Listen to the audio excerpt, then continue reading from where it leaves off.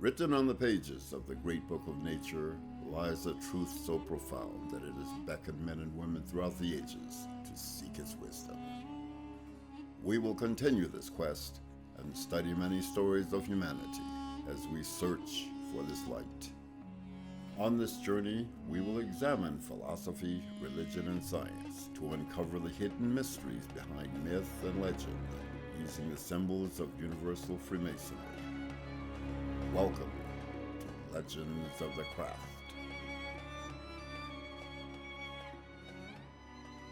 Welcome back to Legends of the Craft. I'm here with my co-host, Brother Axel Savire. We have another exciting episode for you today. We're going to be talking about the Renaissance, more specifically the humanists, but very specifically Giovanni Pico Della Mirandola e Concordia, which henceforth we're just going to call Pico. Because that name is impossible. So specifically, this is a guy that lived late 1400s, and he only lived 31 years. But he did amazing things in 31 years. In our opinion, Pico forms what is the nucleus for proto-Masonry. Now, we're not saying that Pico was a Freemason. We're not saying that Pico created Freemasonry as we know it, the 1717 narrative. But I think we're going to show you in this podcast that the things Pico believed, the things he wrote down, the things that are debated about Pico, certainly make up what will become Freemasonry. So perhaps he was an inspiration. Perhaps he was the architect, at least in part of Masonry. But I think it's very worthwhile that, while we're looking at legends of the craft, we don't keep repeating the same damn legends that male craft Masons love to talk about. I mean, yeah, the Knights Templar are cool, but I mean, that's been exhausted, right? We're going to keep talking about the operative guilds of Masonry. It's time for us to start looking at where did the craft come from? Who created it? And we're going to have to get a little speculative. We're going to have to make some guesses here. So if you're expecting a podcast of dates and facts, you're going to get some of that, but we're going to do some heavy speculation to try to discover what is Freemasonry. And it's a really interesting topic because before you discovered this guy in your separate reading, I had never heard of him. I'd never heard of anybody that had heard of him. There's a couple of like Hermetic scholars that are big on this guy, but he's really relatively unknown considering the philosophical and spiritual impact that I think we're going to present the case that he had. But he's everywhere in the Renaissance. Like everybody that you have heard of, Giordano Bruno, for example. We're all referencing back to Pico. His fingerprints, the fingerprints of his philosophy, are at the root of all of the Hermetic tradition post the Renaissance. Like all of the Western understanding of the Hermetic tradition, he's at the nexus of all of this, and he's a relatively unknown character. But I think that we're going to demonstrate today that he was essential to what we know now as Masonic philosophy. Yeah, Pico is, I think, for many people, a footnote in history. Like you said, like if your basic high school education or your basic college education, you're probably not going to come across Pico, right? You're going to have to dive a little deeper. But at the time, the story that we're going to tell you about Pico is amazing, and how he sought to reform the world, right? To reform, at the time, which was a Catholic world to him. But also of humanity, He's a humanist, and humanists believe the best in humanity. And we'll kind of get to that a little later about, what is a humanist. But Pico, again, in 31 years, does what maybe, maybe we would aspire to do half of what he does in 90 years. But he's just one of these kind of polymaths. He knows a lot of languages. He understands numerology. He's read all the works of Plato, Aristotle, everything they have. And this is a very pivotal moment. So he's born, I think, in 1463. And what recently just happened within a decade of his birth is the collapse of the Byzantine Empire. This kind of sets the background to all of this. So the Ottoman Turks sieged Constantinople. Constantinople sent out, a request for help from from the Western churches, from the Western empire, and nobody came. I mean, I think a couple mercenary groups went, looking for glory. Yeah, there were a couple of warrior bands that answered the call, but it was a missed opportunity for the remnants of the Western Empire to reunite with Byzantium and come to their aid. And in the end, that was the end of the Roman Empire at that point. Which is, it's kind of crazy to remember that the Roman Empire, as Rome, like they thought of themselves as Rome, persisted into the 1450s.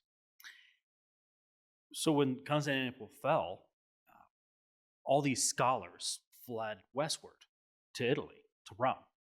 And so you have all these experts in Greek and in Hebrew.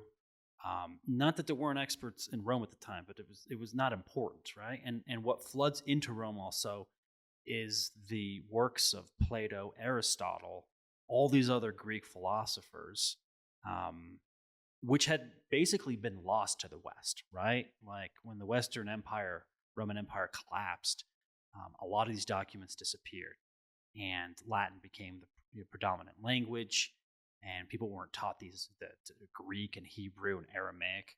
And so with the Byzantine Empire gone, these scholars move into Rome, and now kind of like cements the foundations of the Renaissance movement, and everybody's now interested in translating all these manuscripts and learning what the ancients had to say.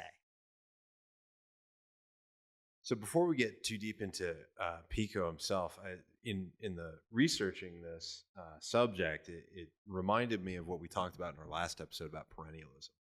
That from time to time, because I don't think what Pico is discovering here is like a brand new creation. And I think he would even say that he's referencing back to older philosophies or older traditions. But Pico's work marks basically a rediscovery of Hermetic tradition in the West. And from time to time, this seems to happen throughout history where this philosophy particularly is rediscovered, and it leads to these periods of like unprecedented civilizational flourishing. Like this is right before the height of the Renaissance is when Pico's writing all of this stuff. And really, I think when this philosophy comes back into the world and when it's widely accepted, you see these like explosions of civilizational activity. So, I mean, Pico himself, as we'll learn, like he learned Greek, he learned Hebrew, he learned Arabic, and he learned Aramaic. And so he became a translator, or he would hire other people that were better at these languages to translate manuscripts that he obtained. But all these humanists at this time believed in something called the Prisca theology, which is essentially this idea of the perennial religion you mentioned, right? And the rediscovery of all these texts is evidence for these guys that this is true. They're like, oh, look, we're rediscovering all these things. So this is exactly what you're supposed to be doing. Like, this is how they believe you uncover the truth. This is how you go back to God, is things are lost, you rediscover it, you translate it, you know that there's an esoteric meaning in it, you try to discover that esoteric meaning, and then you try to preserve it until such time that future generations can break that down. But in each turn of the cycle, like, there is humanity's moving to heightened states of consciousness. So on that point, I think there's an unfortunate trend in a lot of the academic understanding of what's going on during this time period, that this is a process by which these fanatical Christians are like rediscovering other cultures' works and basically like defacing them and trying to fit them into Christianity. That's a prevailing view that I've found in the writing about this, but I don't think that's what's happening. I think it's what you're talking about. It's like humanity is evolving in a spiral fashion throughout the centuries, and it's not that they're trying to just kind of like they're trying to understand it through the lens of Christianity. So like it's in Christian terms because that's the prevailing method of thought at this time. But it's not that they're trying to like bastardize it. They're trying to understand it as best they can. It's not like a bad faith thing where they're just trying to say, look, this is what it's been all along. Well, I think when we look at the background, what's going on here. So yeah, the Byzantine Empire has collapsed, but there's something else going on in Europe, and it has been for a couple hundred years. they're basically two factions in the church. You have the nominalists and you have the scholastics, right? So you have a segment of the church that thinks, oh yeah, the works of Christ and his apostles are all built upon the religions that came before it. Like there's an unbroken line all the way back to Adam, to the Garden of Eden. And that there are such things as universals, right? Like, 2 + 2 does equal 4. Like there are universal laws, and that God, either he has to follow these laws or he is these laws, but these laws do exist, right? Like it's Platonic idealism in Catholicism and in the Orthodox Church as well. And then you have the nominalists, which are like, no. You're limiting God, because if there's a universal law, if there's universals, then you're saying that God is limited and therefore he's not all powerful, and therefore God can just do whatever he wants and everything's random and chaotic. You got to think that when Pico's alive, he's about 50 years away, and he won't see it, of course, he'll die, but if he had lived long enough, he probably would have, to Martin Luther's theses and the beginning of the Protestant Reformation.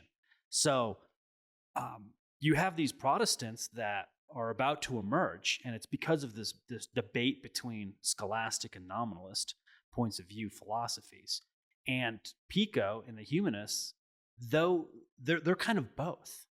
And the problem is, I don't think their ideas prevailed, and had they, we would have seen a different outcome in the religious history of Europe, because they were both, the humanists are really like, they're both Protestant and Catholic, because they believed in universals, but they also believed in like the freedom to interpret things, right?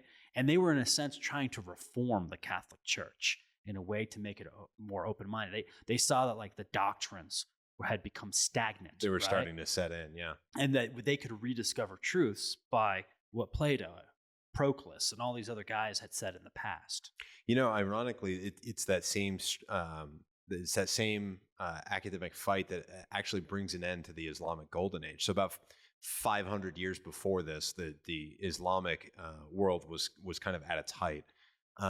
But they had the same debate emerge between their version of the nominalists and the scholastics, that essentially this idea that God is either bound by laws or is the law, or he's not. And they settled that he's not, that the universe is unbounded chaos, and that God can't be limited by any law, and he can do whatever he wants. And that actually, that starts an era of intellectual stagnation in Islam that brings their golden age to an end. And it's interesting that the same debate essentially transfers over to Western Europe at the fall of Byzantium, and it's resolved in a slightly different way that shapes really the religious history of Europe for the next 500 years.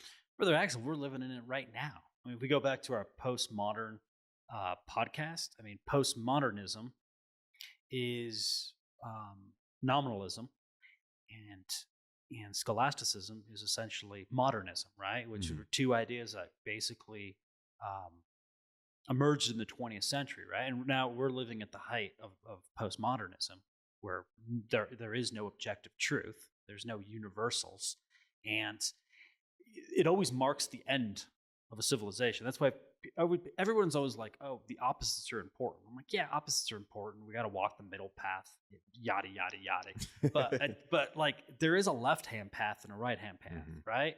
One's right and one's wrong. Yes. And sometimes wrong has to occur for right to remember that it's right. But it doesn't stop right from being right the whole time. Exactly. And it's like, oh, we need both, balance, balance of the force. Like, yeah, but,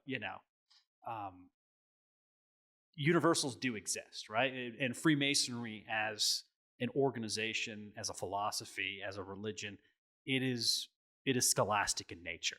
No, right? Absolutely. It is combinatory. Like we're blending all elements that have ever existed. Because, and this gets into a larger philosophical question, but this is the problem I've always had with the fundamentalists, is like, okay, so you're saying like none of world history mattered to God before a particular moment. I don't want to pick on Christians or anything, but like every religion holds this, that there's a point at which basically nothing before that ever mattered.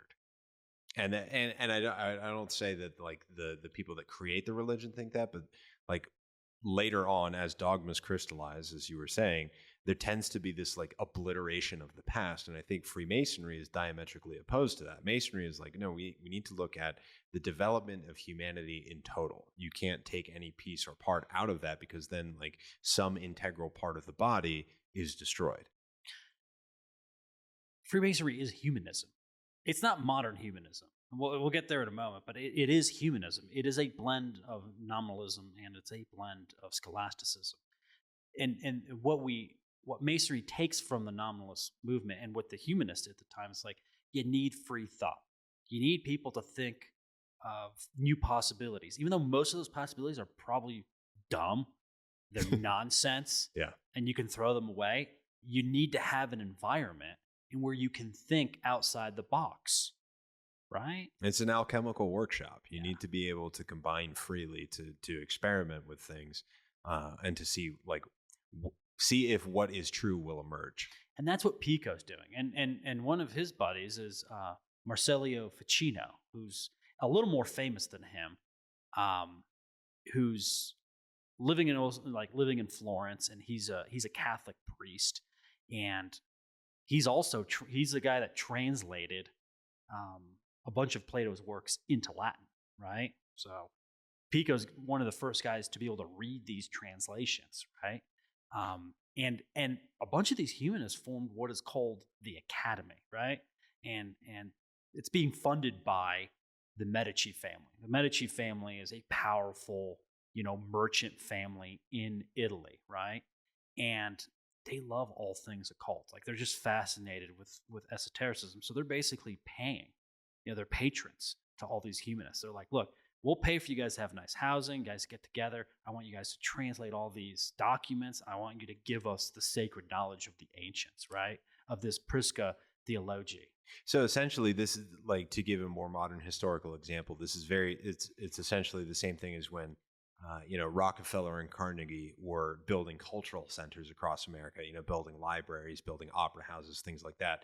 It's the same thing. So in the Renaissance, there was a similar kind of ferment where money and power was very much interested in like understanding religious and philosophical truth. Like you said, that all this new stuff was coming back over from Byzantium, and these guys were the ones to receive it because they were the ones with ships going to the other side of the Mediterranean and bringing back trade goods. So they were the first ones to receive all of this stuff, and they were wealthy enough to pay people to read it all. Because that's another thing that we forget, is like, nobody really had any access to information other than the wealthy. And so these guys, when they found it, they're like, they weren't just keeping this in books on shelves to never be read. They thought it was of vital importance to their societies that it be translated and disseminated, and that the things in it started to be done to actually bring about some of these changes. There's another interesting facet to all of this, is that, because they're reading, the Republic, Plato's Republic, they're discussing terms like the philosopher king, right? And so some of these humanists, some of these people at the time, I mean, they see Lorenzo de' Medici as essentially a philosopher king. They see this family as like, yeah, they're going to restore the truth. They're going to allow the esoteric truth to bubble up, from the surface. It's all been repressed by the Catholic Church. I mean, they're all very Catholic, of course, but they still see that there's some issues with the church. And so they want a philosopher king. And they're inspired these days. Like, we've all heard today these ideas of philosopher king. You've taken any philosophy course, you've heard it. But imagine, it's an idea that hasn't been heard in centuries. And you were the family that had the resources and the ability to make it real. Yes. Because within two generations, you have a Medici Pope who's not very good. I mean, he didn't share the vision of his grandfather, I don't think. But that's the Borgias, attempt it. Right? Yeah. It's great. I think HBO series, or one of those miniseries stations. They're very corrupt and everything, but still, there's this ideal that they're working towards, and so these powerful families are basically paying for all of this work to be translated and to become part of like Europe. So before we get too deep into relating the entire history of the Renaissance, why don't we give the listeners some biographical details on Pico, and then we can get into what he actually wrote. So Giovanni Pico, well, I'm not going to say the whole name again because we already did that. was born February 24th, 1463, and he was one of the greatest Renaissance philosophers and humanists. So he's a Pisces, which I thought was very interesting. Why don't you tell our listeners what that means? Well, we should do an episode on astrology, but it might be mindful that all these humanists are astrologers. Like astrology is like an integral part of the Prisca theology. Yeah, essentially, like you really can't understand any of what they were doing unless you understand not just astrology. Because when people today hear about astrology, they think newspaper horoscopes and like psychologizing your friends based on their rising sign or whatever. That's not what these guys were doing. What they were doing was understanding astrology as like essentially the basic cosmic science, that without an understanding of the movement of the planets and their influences on human beings through these kind of rays that would be emitted by each of these planetary spirits, that you really couldn't understand the universe at all. Like this was the missing piece that really brought their whole cosmology together, and they kind of took it for granted that anyone coming after them would have that basic knowledge to understand what they wrote. And everyone basically did for the next 300 years. Yeah, any educated person was an astrologer. And so they were doing all kinds of astrology, like the Western Esoteric Tradition of like magic that was popularized at the end of the 19th and beginning of the 20th century. Its roots are in astrological magic that these guys were doing. So Pisces, what is Pisces? I mean, like I don't want to get into it. I don't want to divert the entire podcast, but like Pisces is a water sign. It's a sign that it's the fish, right? It's the age of Pisces. It's the age of Christianity. Well, I do find it interesting that he emerges kind of at the height of the age of Pisces, kind of like an avatar of the spirit. A prophet, I would like to say. But the Pisces is essentially somebody that's, it's very hard for him to find himself because he identifies with everything that he reads. The Piscean mind is syncretic. Like if it's reading Hermeticism, it is Hermetic. If it's reading the Kabbalah, it's Kabbalistic. If it's reading science, it's science. If it's knee deep in religion, it's a religionist. So the Pisces can identify with whatever that it's engrossed in. And this allows, I think, Pico being a Pisces is exactly what's needed this time because he's synthesizing all these different traditions worldwide. And when I say worldwide, I mean, the North Africa, the Middle East, Europe. And he's synthesizing these, but he's the perfect candidate for this because he has that Piscean nature. But at the same time, it's hard for him to find a path out of it because Pisces they're not very good at being an individual, right? Yeah. They get lost in the group, right? And you'll see this, that he's easily influenced by different people throughout his life. And honestly, it's to his demise. Yeah, he never really becomes fully separated from these other influences that had such a big role to play in shaping him early.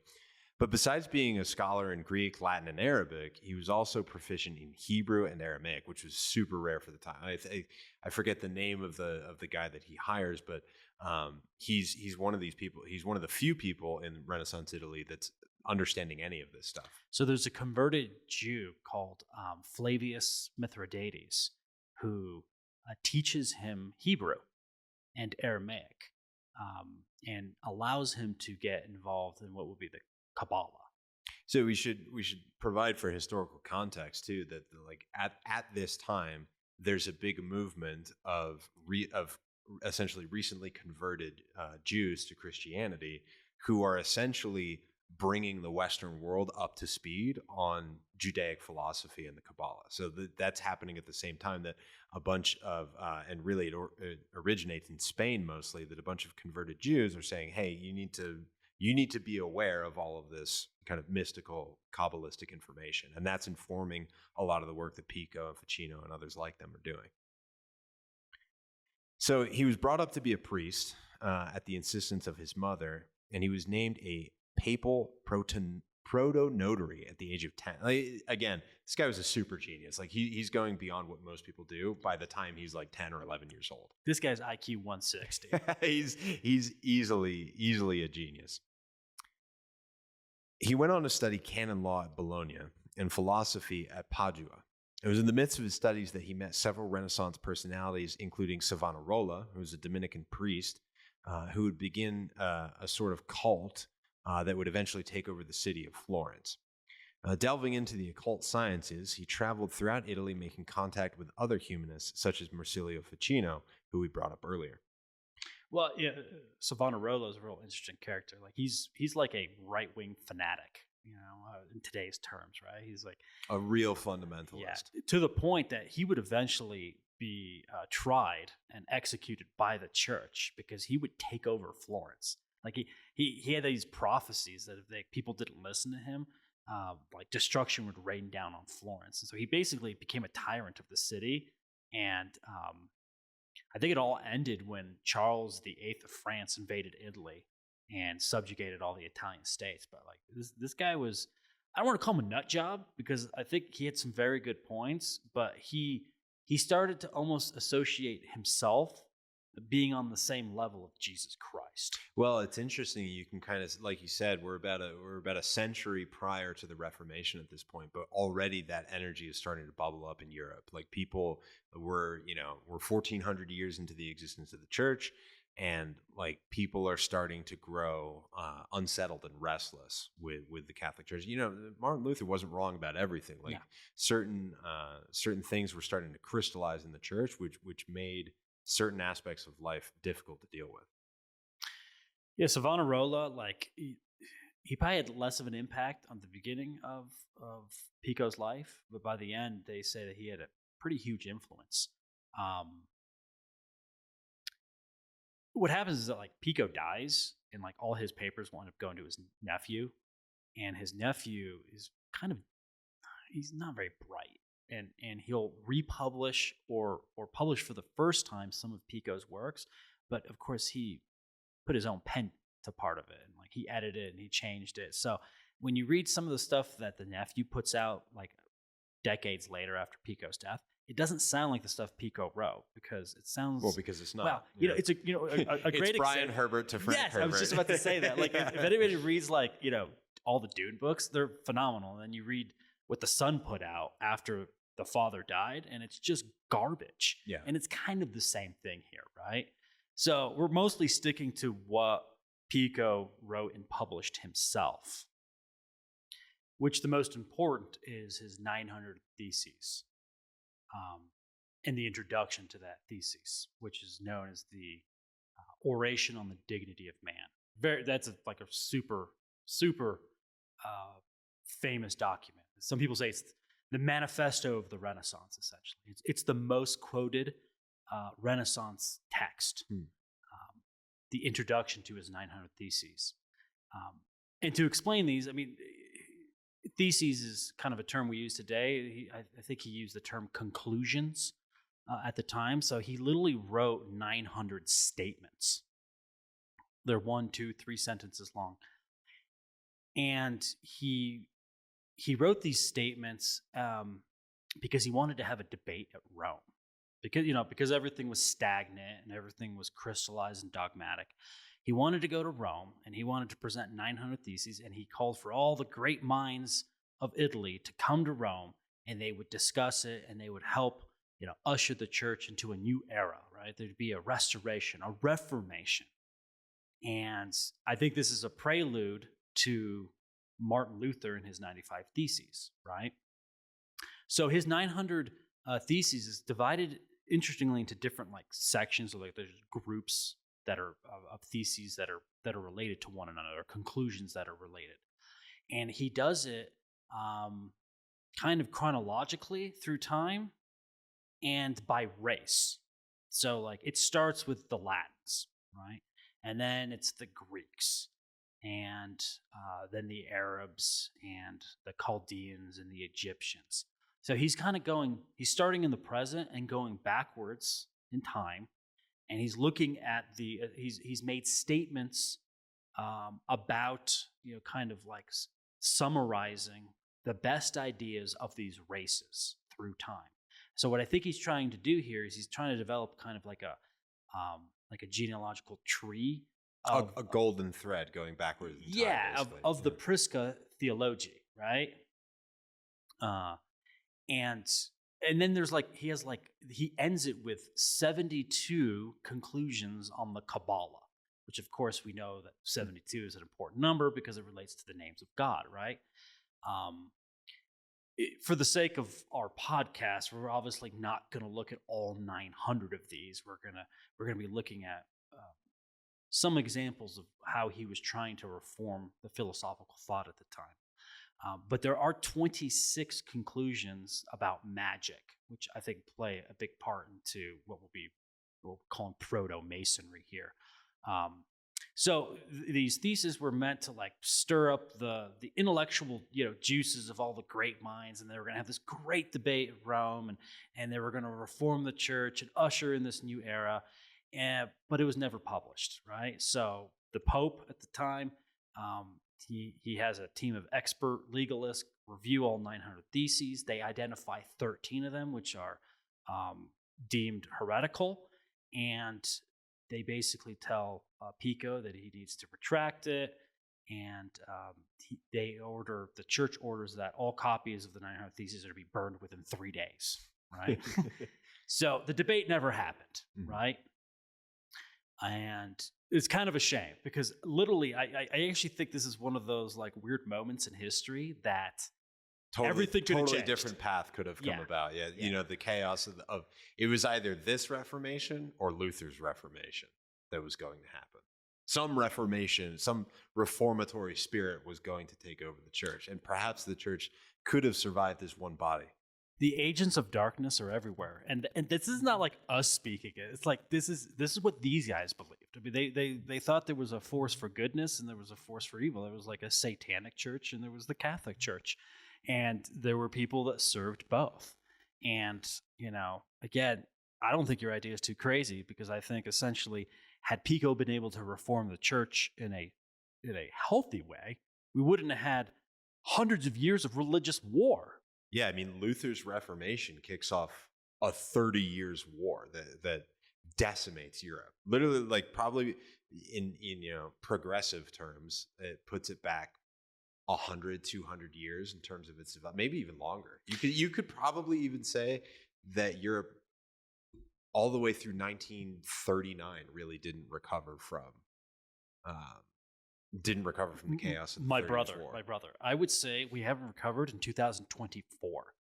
I think people's dislike of religion, their hatred of organized systems of faith, it really comes from the Protestant Reformation. Protestants, I don't want to go way off course here, but Protestants are it's crazy to me that they're taken that seriously.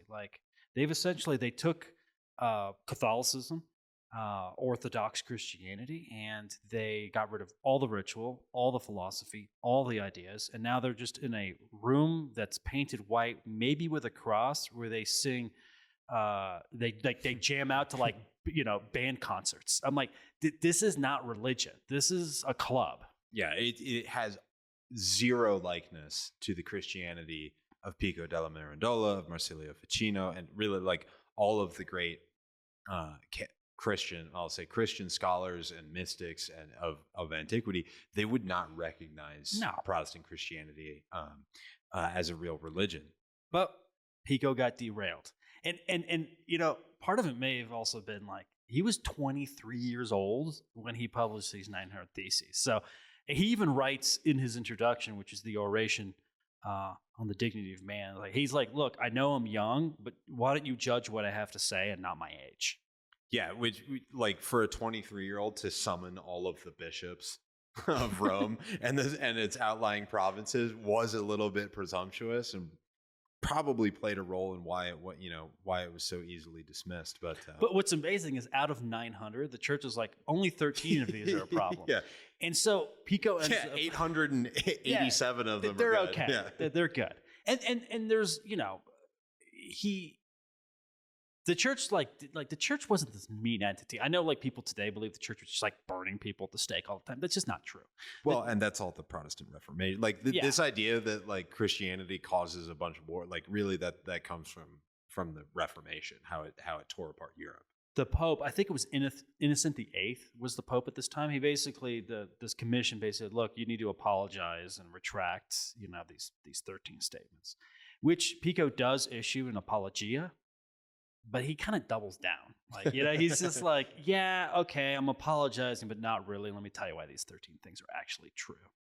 Because here's what you didn't get about the 13. Yeah, because he's 23 and he's probably smarter than all the bishops of Rome, and he kind of like, I think he's an idealist. Like I think he thinks he's like on a mission of God to restore the church. So he thinks he can't be stopped and destroyed. Like you said, I mean, he's a Pisces. Like he's very mystical. He's very spiritual, and he's tapped into the spirit of the age. Like and as we get into this, you guys will see that like he was channeling something. This guy was functioning at a level well beyond his peers in terms of like intellectual output. Could you write 900 theses? I mean, I might take the rest of my life and nobody would want to read them. I would literally be dead if I was Pico Mirandola right now. Like, and I would not have accomplished any of these. But things. at 23, he wrote these, he published it, it was suppressed. So what we want to get into like kind of next here is like, well, what is humanism? Like, because basically his 900 theses is an introduction to humanism in a way. It's kind of a summary of humanism. And so in the introduction, which is, you can read it in like a night, a couple nights. You can listen to it in, I think, an hour and a half. I highly recommend you go onto YouTube and listen to it or buy the book. The Oration on the Dignity of Man sets up the idea of what the debate was going to be about. And humanism at this time, like humanism's probably been around for about 100 years. It's been incubating, but it's really coming to the surface now. And the first thing I want to say here, Brother Axel, is that I'm tired of humanists like today think that to be a humanist, you have to be a secular atheist. All the humanists 500 years ago loved Jesus Christ. They loved God. They loved the church. They were very loyal. I mean, they thought reform was necessary. They thought there was things maybe missing, Yeah, but Christianity wasn't a cover for these people. These are some of the most devout and pious people that may have ever walked the earth.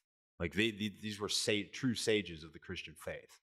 This philosophy to them is the heights of Christian thought. It's not something that they're trying to subversively introduce under the cover of the church. They're saying that the church was absolutely true, and here's all of this historical and literary and philosophical evidence to prove that the church is correct. But today, you talk to a humanist, and it's people with a Darwin, decal on the back of their vehicle with some like bumper sticker that says God doesn't exist, and it's a joke. I'm like, there aren't any humanists today. Like they're all dead, I think. They've been dead for a couple centuries. The idea, and this is how he begins the Oration on the Dignity of Man, the introduction to the 900 Theses. He starts with a quote from The Perfect Sermon. And I think we're going to play that for you right now, right? Yeah, so we're doing something a little different this time, Brother Matthias. And so for the listeners out there, we've actually, by harnessing the power of AI, we have brought Pico Della Mirandola back to life. So throughout this episode, you're actually going to hear quotes from these various texts read in his voice, and you'll hear some nice music and stuff. So when you hear that, those are going to be kind of the introductions to each of these sections. We thought that would be something cool to do for you guys. So he quotes something called the Perfect Sermon, which we're going to play for you here in a second. And this is from Asclepius. He's a Greek god of healing, right? There's a Hermetic text, and it talks about the miracle that man is. And so, O Asclepius, man is a magnum miraculum, a being worthy of reverence and honor, for he goes into the nature of a god as though he were himself a god. He has familiarity with the race of demons, knowing that he is of the same origin. He despises that part of his nature which is only human, for he has put his hope in the divinity of the other part. So to me, Brother Matthias, this is the foundation of humanist thought. This idea that man is at the center of creation and that he is a miraculous being. That like that God has placed us here in this position for a very specific reason. That like this is why, like, you know, the medieval and the Renaissance, to the intellectual of those times, like there's a geocentric model of the cosmos. We are at the center of everything religious and philosophical because of our miraculous nature. And honestly, like that makes sense. Like, what other perspective would a human being have other than that we like occupy this like midpoint between the lower natures and the lower levels of evolution and the heavenly world? Like, we're the only creature that we've ever encountered that can perceive and interact with both.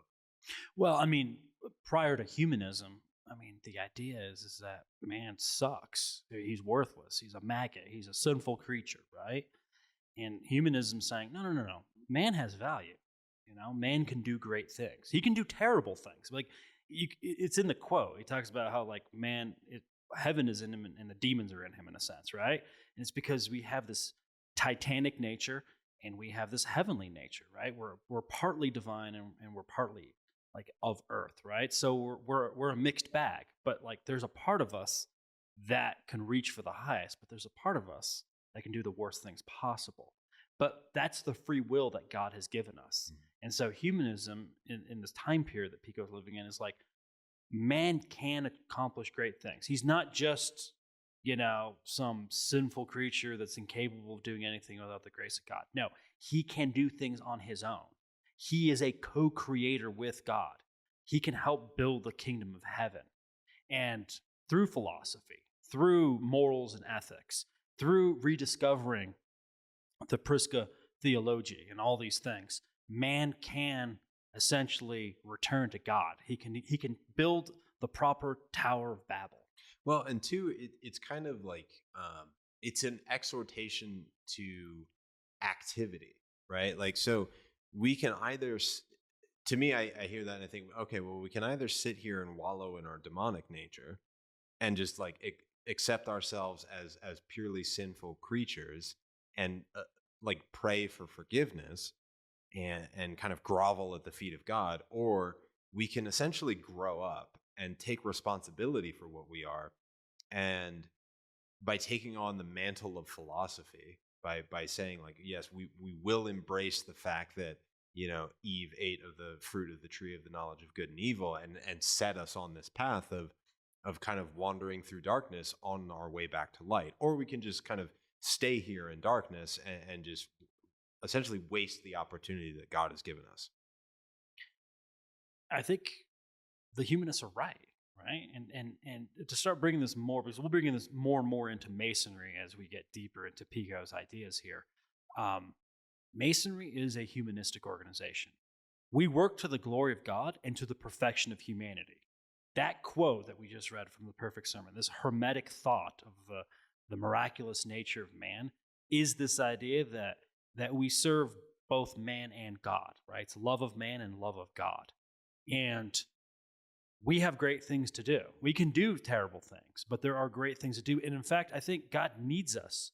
He's created us to do great things. So if we don't do great things, in a sense, we have failed God. So, you know, this motto, to the glory of God and to the perfection of humanity, what does that really mean?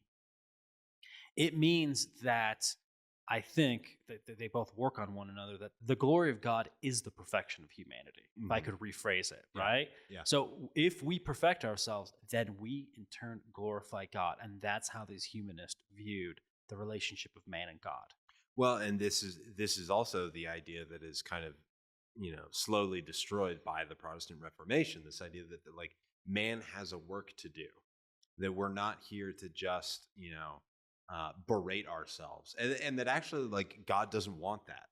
The idea that God would create this miraculous creature, place him at the center point of creation, and then be okay with him just, you know, essentially being a whiny teenager and saying, oh, I'm just not worthy, nobody gets me, and I'm just bad, and so I'm going to embrace my demonic nature. That's actually like, that's an affront to God in this philosophy. Really, the only path for humanity is to do these great works. And you can, you know, have some sympathy as to why the opposite view would come about, because again, at this time, like, you know, the way that the ancient, medieval, and Renaissance man lived was, decidedly more nasty, brutish, and short, as Hobbes would say, than what we are accustomed to now. Things were not so clean and orderly as we have them in modernity. Like there was a lot of brutishness to the way that human beings lived. This is an attempt to correct that and to say that that's not all that we are. We can do much greater things. And again, this is why at this time you have such civilizational flourishing, is because of ideas like this, I think. Well, going back to the idea of the Protestant Reformation, I mean, that's the prevailing idea that will emerge in the next century is that we are worms, and only through the grace of God, through the sacrifice of Jesus Christ on the cross, his crucifixion and his resurrection, can we find salvation. That we essentially can't do it. It's impossible if we do it. It's Jesus Christ died for our sins, right? And so when you look at Protestant churches today, it's the opposite point of view. It's anti-humanist, right? Because they're essentially saying there's nothing you can do. There's no works. There's nothing you can do to save yourself. You are trash. Luckily, God sent down his only begotten son. He died on a cross. Guess what? You get to be saved. But you're just lucky, essentially. Like you're just lucky, right? The humanists are saying, no. There's a work that we have to do. God has created in his natural philosophy, his natural religion that's upon the earth. He's created a path for us to follow. And we're going to get into this a little later. That's Jacob's ladder, or I'm going to call it Pico's ladder, right? So Pico has essentially developed a system of which we can scale these 7 rungs up a ladder and arrive at God. But this is all work that we have to do. But God created the way, but we have to walk the way.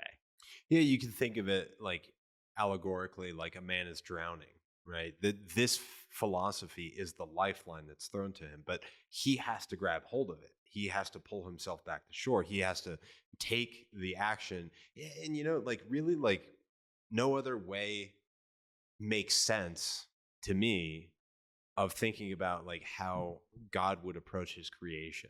If we are the children of God, what does every parent want their children to do? They want them to grow up. They want them to become what they can be. They want them to fulfill their potential. I don't think it's any different with God. If we're his creation, I don't think we were set forth to be museum pieces, right?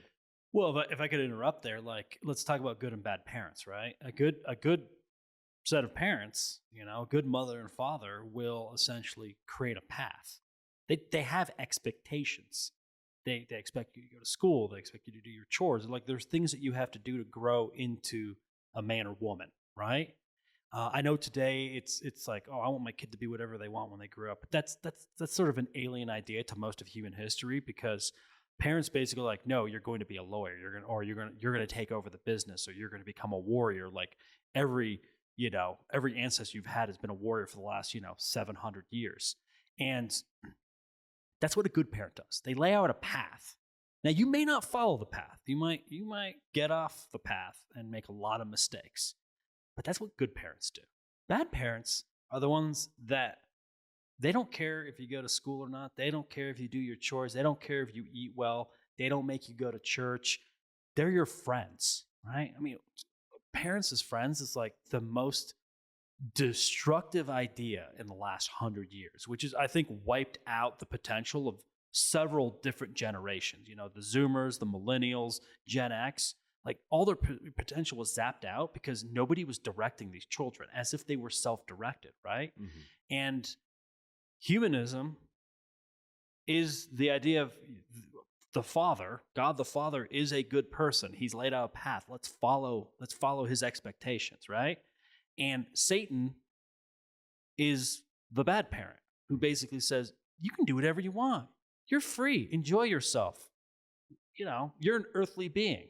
You can't save yourself anyway. Enjoy. Which is why I think, Masonry doesn't offer salvation as a guarantee. It's a work that one can achieve if one dedicates an entire lifetime, or several lifetimes, in my opinion, to doing this, to working through this refining process of becoming like the heavenly beings. And two, it directs the human spirit upward. Like I feel like a lot of our problem now is that human society feels directionless. I think this is not like a crazy statement to make, that we are a species without purpose. And it's because like anything better, any kind of hierarchy of being is inherently somehow, it's an evil imposition that's been visited upon us. But actually, I think that idea is the evil imposition, this idea that there are no directions worth pursuing. There is no way to be better. There's nothing to rise above. That actually keeps us in a prison, not of our own making, but of darkness's making. Dude, Brother Axel, let's think of all the Masons we've known throughout our life. And how many of them are like, I don't like hierarchy. I don't like rank. And I'm like, why did you become a Freemason? Like, Masonry is like one of those hierarchical organizations. Why did you join encounter a militant hierarchical organization that literally uses like military rank throughout its degrees? Like, what if that's true? Then, and I was actually having this discussion with a brother the other day. It's like, well, if that's true, if there is no one thing that's better than any other, if there's no such thing as right and true and good and beautiful, like, why do anything? Why go through the process, the difficult process of what Masonry or religion, or even honestly, even like secular philosophy, like they really haven't gotten too far away from this either. Like, you're supposed to be on the right side of history. You're supposed to pursue social progress. It's like, why? If there's no direction, if there's no destination, if there's nothing that's better than anything else, then why go anywhere? The universe is built on purpose, right? And the humanists know this. They know there is purpose and there's meaning. They just have to decode it from the people that came before them, right? And they believe in God, and they're on a mission. This is the basis of the Renaissance. And this is what's interesting, is when we look at every flourishing age in human history, it is a syncretic age. So syncretism is this idea that you combine different religions and philosophies and ideas, and you kind of create a new one out of it. Now, the humanists at this time wouldn't be like you're creating something new. They're like you're restoring something new. It's like Plato says you remember. You don't learn new things, you remember things you've forgotten.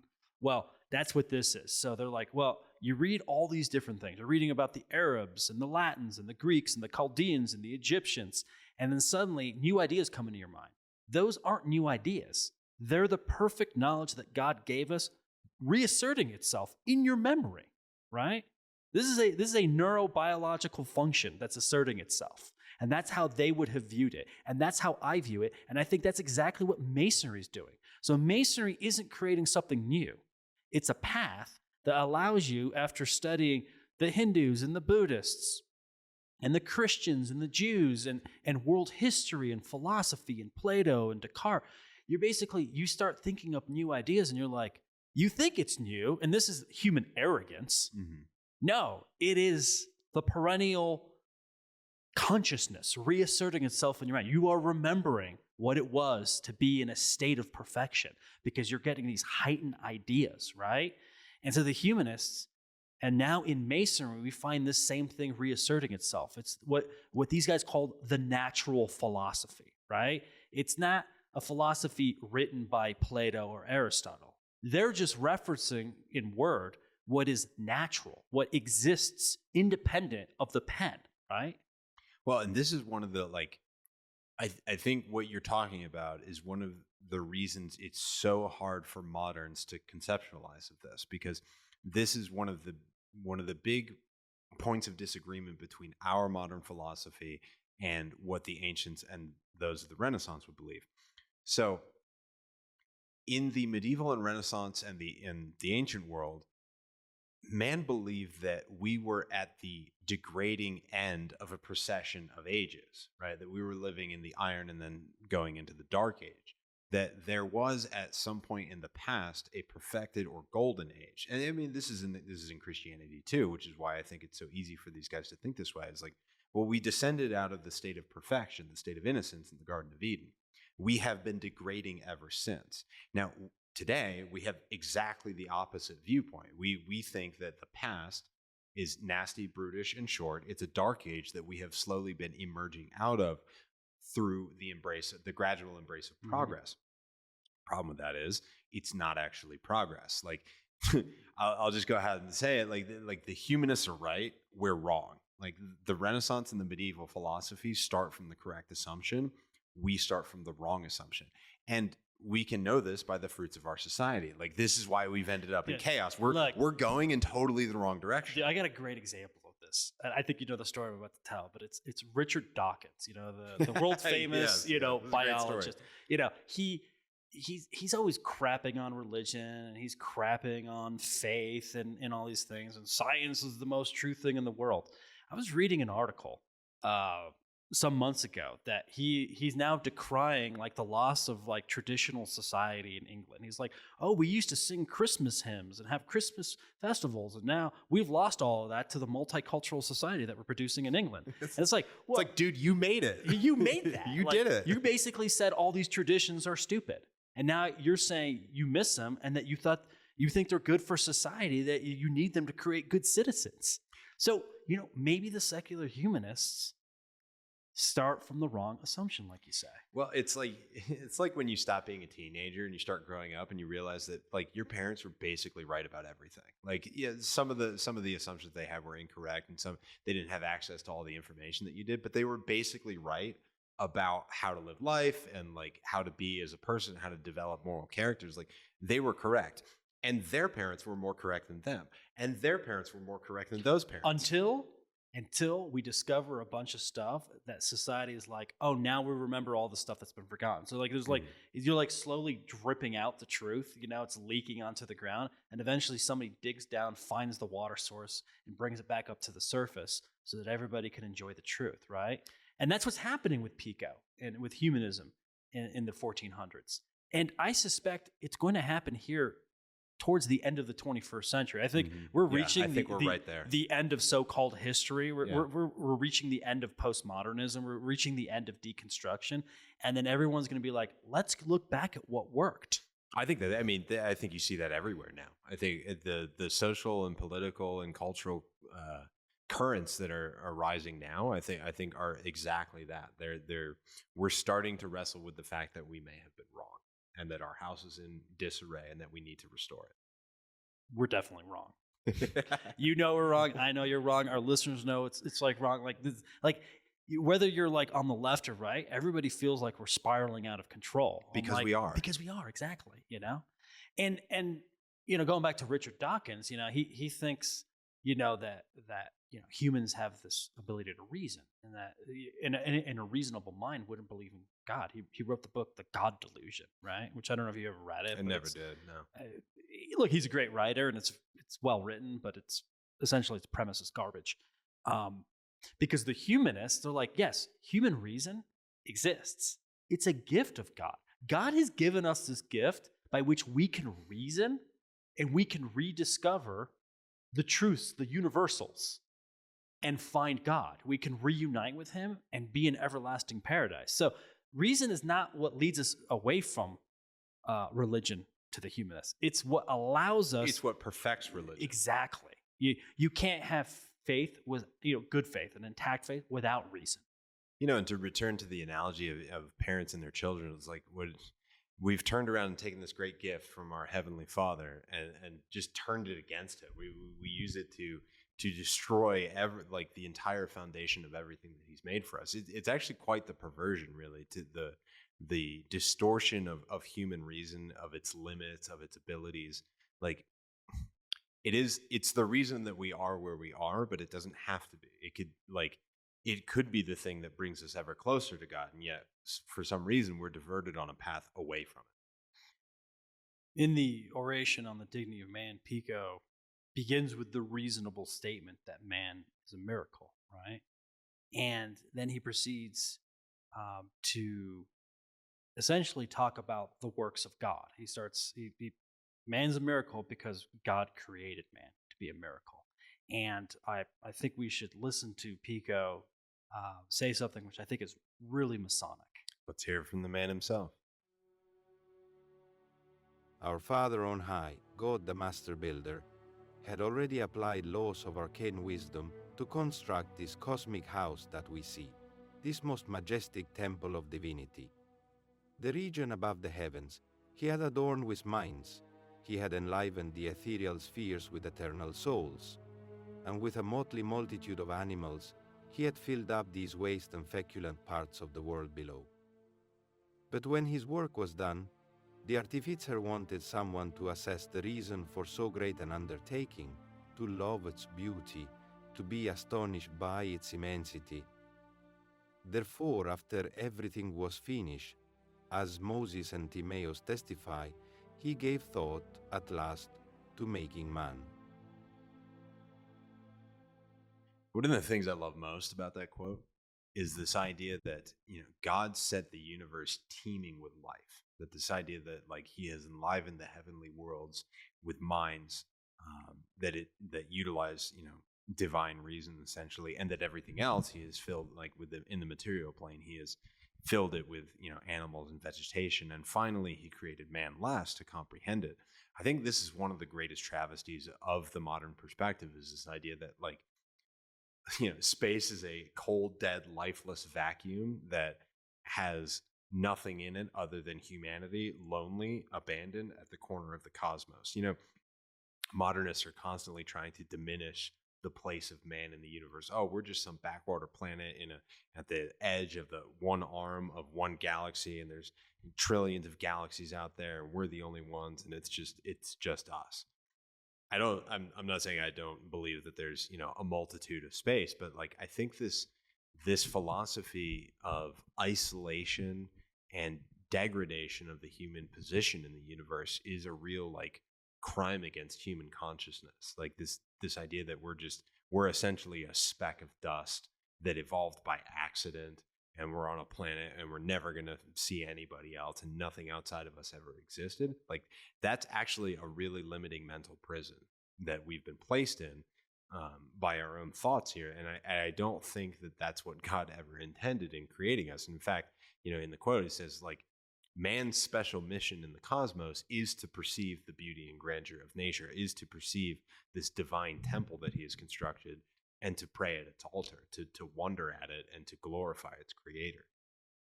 We're co-creators in the building of this cosmic house, he calls it, right? Is that not the temple of humanity that we mention in Freemasonry? Is it not the temple made not of hands, eternal in the heavens? He even uses the term master architect. I mean, it doesn't get more Masonic than that. You can see here's the foundation of what would become Masonry in the future.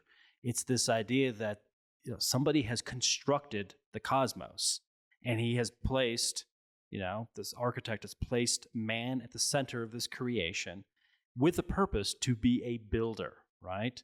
And not only a builder with his hands, but a builder with his mind.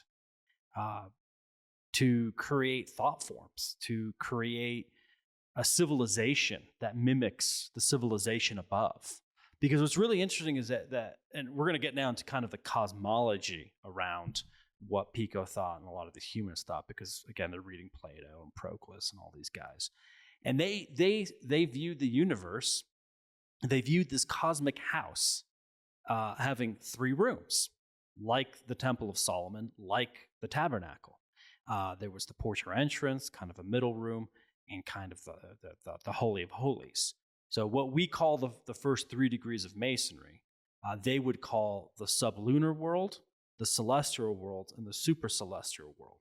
The sublunar is Earth, right? It's below the moon. The celestial world is the 7 planets, because that were, stardust, right? And then the supercelestial is the fixed stars. So when you look at hermetic models of the universe, you always see kind of Earth in the middle, then the 7 planets as rings, and then at the most outer ring is the fixed stars. To the Greeks, that's Mount Olympus, essentially. That's where that gods or God would live, right? And so the Platonists and the Neoplatonists, they all had different terms for this. So these are the terms that Pico's using specifically. This is how he views the universe. This is how many of the humanists view the universe. Even the church views the universe this way to some degree. And so it's kind of a very Grecian model. It's a very ancient model. Now, of course, we know that Earth is not at the center of the universe, but that's Like, but in a sense, if the universe is infinite, we are at the center. So- and more so, like this is a cosmological model that's you philosophize on. Like this is not meant to represent reality in the way that we have to view it by measuring things. Well, so this has always been, Brother Matthias, one of my like philosophical pet peeves. The geocentric model of the universe is correct. Like I know I'm going to catch so much flack for saying this, but like the geocentric model is just as valid as the heliocentric model. Perceiving Earth and human existence at the center of the universe is perfectly natural and correct for human beings to do. Where else are we going to put the center of the universe? Where else are we going to perceive out from? We haven't encountered any other planetary intelligences. Now, I don't think that the heliocentric model is useless or that we shouldn't use it. But the reason that these people were able to perceive in this way is because they started from the correct premises. And the correct premise in this is that man is at the center of the universe. Why wouldn't we be? What else have we encountered that is qualifying to be at the center of the universe? And when you look out from here, you see planets in the sky, and then you see fixed stars. Well, so this is where the astrology that we referenced at the beginning of the podcast is so important to understanding these people's worldviews. That as they were all astrologers, they saw the cosmos fundamentally in this way, that essentially the planets are gatekeepers between us and the super celestial world, where the gods dwell. So like where the fixed stars are, what the planets trace their orbits across, that's the real world. Like that's the highest emanation of God. That like essentially that's where God lives, right? He's with the fixed star. He's in the world beyond. And that the planets kind of like run interference, that they have these forces that they exert on the planet, some for good, some for ill. And that we are essentially like what world events, phenomena in history are the manifestation of those interfering force patterns that we have to kind of like muddle through because we're at the lowest level of all of this, but we're trying to penetrate through that to the true reality beyond. The Hermetic model essentially views the planets as fates. There are 7 fates that are attempting to control our lives. And with our free will, with our knowledge of natural philosophy, with our understanding of magic, we can overcome these fates and we can go to the fixed stars and be with God, right? So this is, to me, it's reminiscent of, in the first degree when we're recognized by the elementals. The work of the magical astrologer is to be recognized by each of the planets in turn, so that we can pass through the gate that they guard. That essentially that they're forces that will keep us here unless we figure out how to align ourselves with their consciousness and pass through onto the next gate. And so once we've surpassed all 7 of the classical planets, we're out among the fixed stars. We have entered Valhalla, we've climbed Mount Olympus, whatever symbol that you care to use. Like that's what it's describing, is this process of one by one activating each of these forces within ourselves so that we can be recognized by the guardian. That, to me, I think that's why the rites of Mithras were arranged to correspond to one of the 7 planets, is that they, through their magical ceremonies, they essentially united you with each of these planetary spirits in turn until you were finally liberated from their influences. And we find the exact same thing in Freemasonry. So in the 3 degrees, which represent these 3 realms, we go through the same process. So the first degree is tied to the sublunar world. So what are we doing? We literally start in a chamber of reflection. We start in the earth. In the bowels of the earth. In the bowels of the earth. And we are digging our ways out. And there are these mysterious journeys that we take where we're overcoming our earthly passions, right? Our bodily desires. That's basically the goal of the first degree, is to subdue your passions and improve yourself in Freemasonry, as the Catechism would say.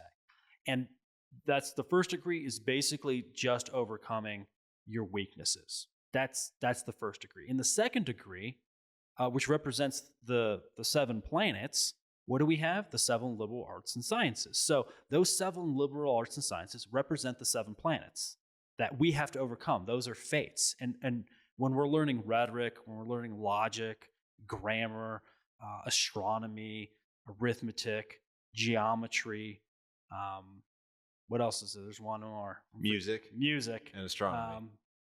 when we're learning these, those are how you overcome the fates. Those are literally what you learn to overcome the fates. Well, each one of them corresponds to like the opposite would be like the negative influences of a particular planet, right? So like when we're learning logic, well, we're dealing with the moon, right? So grammar makes things known. It's the pieces of a language that allow us to speak it. That's the sun. The sun is the light bearer. It illuminates everything. It makes everything known to us. Then we pass on to learning logic. Well, what is that? That's overcoming the emotional forces of the moon, right? And then we have Mercury. Mercury is the first of the actual planets because they had they're in a order different order. different. But then once we become rhetoricians, we're harnessing the power of Mercury, right?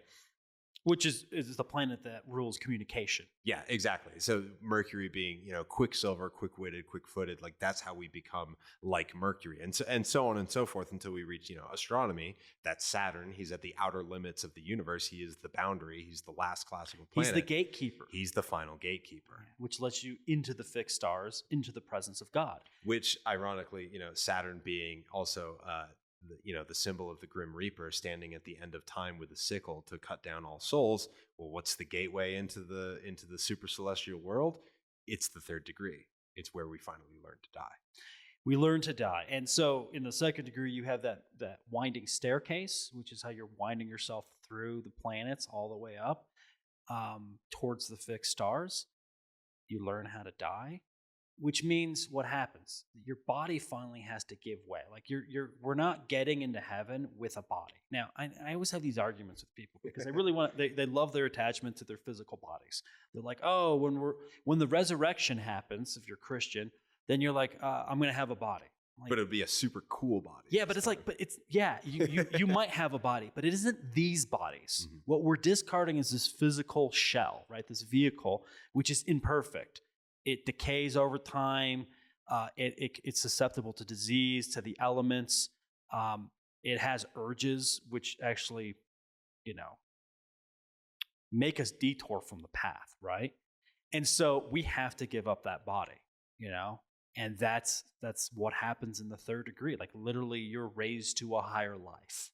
And what is that higher life? It's the life of the gods. It's the community of the gods in whatever traditional sense you want to look at that, but like each one of these, even in the Christian sense, like, well, what's heaven but the communion of the saints? It's the saints and the angels. That's who's there, right? It's all the people that have lived a noble and godly life communing with the other intelligences. Mm-hmm. Like in the quote that we listened to, God has populated the super celestial world with other intelligences, with other minds. Now, what's really interesting about these guys is they thought you can actually get in touch with these people. So if we look at this model, which completely correlates to Freemasonry, we should find evidence in what Masonry is referencing, which is King Solomon's temple and the tabernacle. So what's interesting in both of those structures is that they are also divided into 3 rooms, like I already mentioned. But what's really interesting is that even the kind of the accoutrements in these rooms line up with all of this. So in the first area of the temple is the porch or entrance of King Solomon's temple. It's kind of outside, right? It's sublunar, right? And that's where you begin your journey. Then in the second degree, you move to the room in the middle that has like the candelabra, and the different vessels. Well, the candelabra, right? The menorah, how many candles does it hold? Well, it's got 7. It's got 7. It's 7 planets, 7 liberal arts, right? And then you move into the Holy of Holies, and what is in the Holy of Holies? God, bro. Yeah, geez, how do I not? The Ark of the Covenant, thank you. Yeah, and then this goes to another layer of Pico and the humanists and ancient thought, which is the order of angels, which we're going to do an episode on this, so we're not going to get like really into the details here, but essentially the Catholic Church and the people at the time and people still today believe that there are 9 orders. There's 9 choirs of angels, right? Divided into 3 orders. Let's see here. From the top, I think you have the seraphim and the cherubim and the thrones. And the thrones, yeah. And those correspond to the super celestial world. And then in the celestial realm, you have, let's see here. You have the virtues, powers, and Dominions, I think. and dominions. And then in the lowest world, in the sublunar world, you have angels, archangels, and principalities. And so what's interesting, if we go back to the analogy of King Solomon's temples, what do you find inside the Holy of Holies? You find all three. You have the throne of God, and you have the cherubim and seraphim, like they're actual like statues, and some of them are carved or are part of the Ark of the Covenant. So it's like, this isn't something like the humanists came up with, right? This isn't a Christian idea. This is an idea that's way older than even, Christianity, that you have these different choirs, right? And this idea of the angels plays a huge part in what Pico's is his cosmology, because what happens is that in order to reach to come from the earth all the way to the fixed stars, you got to climb a ladder, right? And what is the most important symbol in Freemasonry? It's that 7-rung ladder leading right up from the altar. Yeah, there's a ladder. Now, I think we could argue whether it's 7-rung or it's 9-rung. For Pico, I think it was 7 rungs, and he actually gave names for each rung. But the idea is that in the Old Testament, you have Jacob, and Jacob kind of like falls asleep and has a vision, and he sees this ladder, and he sees angels ascending and descending up this ladder, right? From the lowest world to the highest world. And so Pico believed that we as humans must climb this ladder. Like just as the Hermetics, you must, outwit the fates and go to the fixed stars. So must we climb this ladder. We must climb Jacob's ladder. But what we do is, as we climb the ladder, each rung, the fates, he thought was an archangel. There's an archangel that's in control of each of the planets, or one of the rungs of the ladder. And that essentially through prayer, meditation, deep philosophical contemplation, and astrological magic. I mean, we have a whole section on magic. You essentially commune with these archangels, and they essentially give you the keys with which to pass. But you need the password. So if you give them the password, they'll give you the information needed to move to the next rung, right? Yeah. Could this be any more Masonic? I don't think so. And this is what has been so boring and depressing when researching this, is the academic interpretation of all of this is just so dry and sterile that you really wonder why academics are interested in this at all. Because without this understanding, this is just another set of names, dates, and books that people wrote. But let me tell you something. I love academics because they do all the work of collecting all this information. They may not be able to interpret it or connect it with anything, but I don't want to spend my whole life getting 5 facts that I'll be known for, right? I'd rather read and digest this material. So I think we should play another Pico quote here from the Oration on the Dignity of Man, which talks about these angels and exactly what they do. I think it's we can talk about the first degree after that. Because we are not content with middling things, let a holy ambition like Juno's possess our spirit. Let us climb for the heights, panting, and let us strive with all our might to reach them, since we can do it if we will it. Let us scorn things of earth, let us despise those of heaven. And then, leaving behind whatever belongs to the world, let us fly up to the hypercosmic court, nearest the most exalted divinity. There, as the sacred mysteries say, seraphim, cherubim, and throne hold the first places. Since we cannot abide second place and cannot yield, let us be their rivals for rank and glory. Once we will it, in nothing shall we be their inferiors. This quote, from Pico is amazing because, it doesn't appear Masonic, but it is Masonic because when we're looking at the first degree and we're looking through the mysterious journeys, there are 3 portals and there are guardians that guard the way. And so I think those guardians are Pico's archangels, essentially. And so as we're working through the 4 elements, we're essentially gaining the aid of these archangels. So what happens in the first degree, you give offerings to earth and water and air and fire, and you are then recognized by those guardians. Well, those are the planets, those are the fates, those are the archangels. They're recognizing us and allowing us to move forward, having incorporated the lessons of those planetary bodies, right? Now, he's specifically using Raphael, and he's using Gabriel and Michael here. There's some very interesting correlations here to Masonic ritual, because without getting too much into detail, like in the 18th degree, the guide of the candidate is known as Raphael.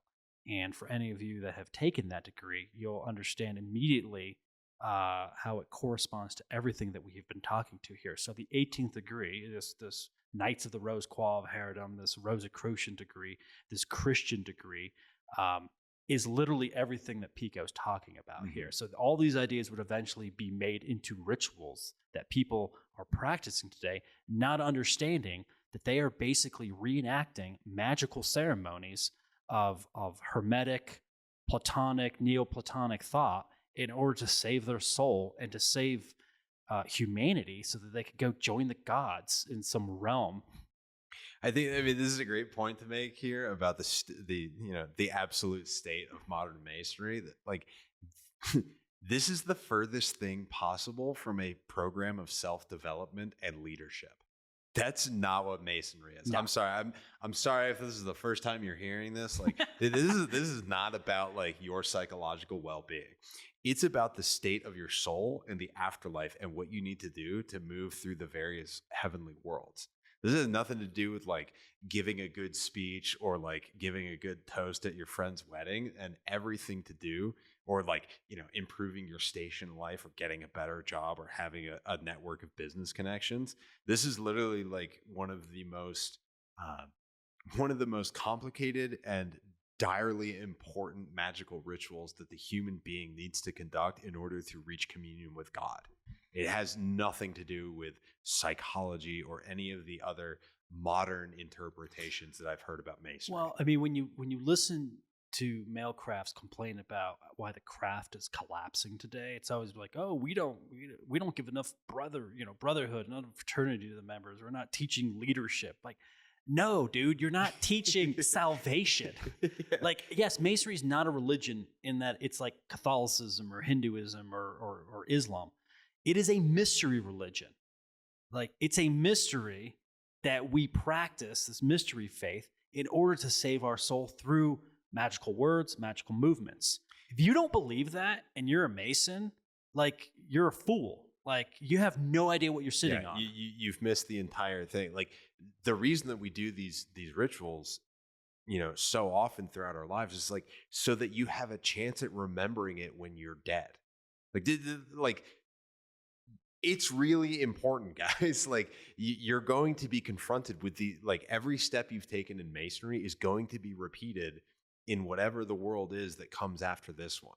Like, you're going to experience all of these things. Yeah. And if you don't remember how to do it, you have to come back and do it all again. If you believe in the occult, like if you believe in esotericism, you believe in astrology, you believe in, Hermeticism and all that, then this is real. This is real. And it's not just some sort of academic fact for you to memorize so that you can look cool to your buddies, at the party tomorrow night, right? Like, Hermeticism is a real thing. Like, the occult is trying to teach us the knowledge to overcome the fates.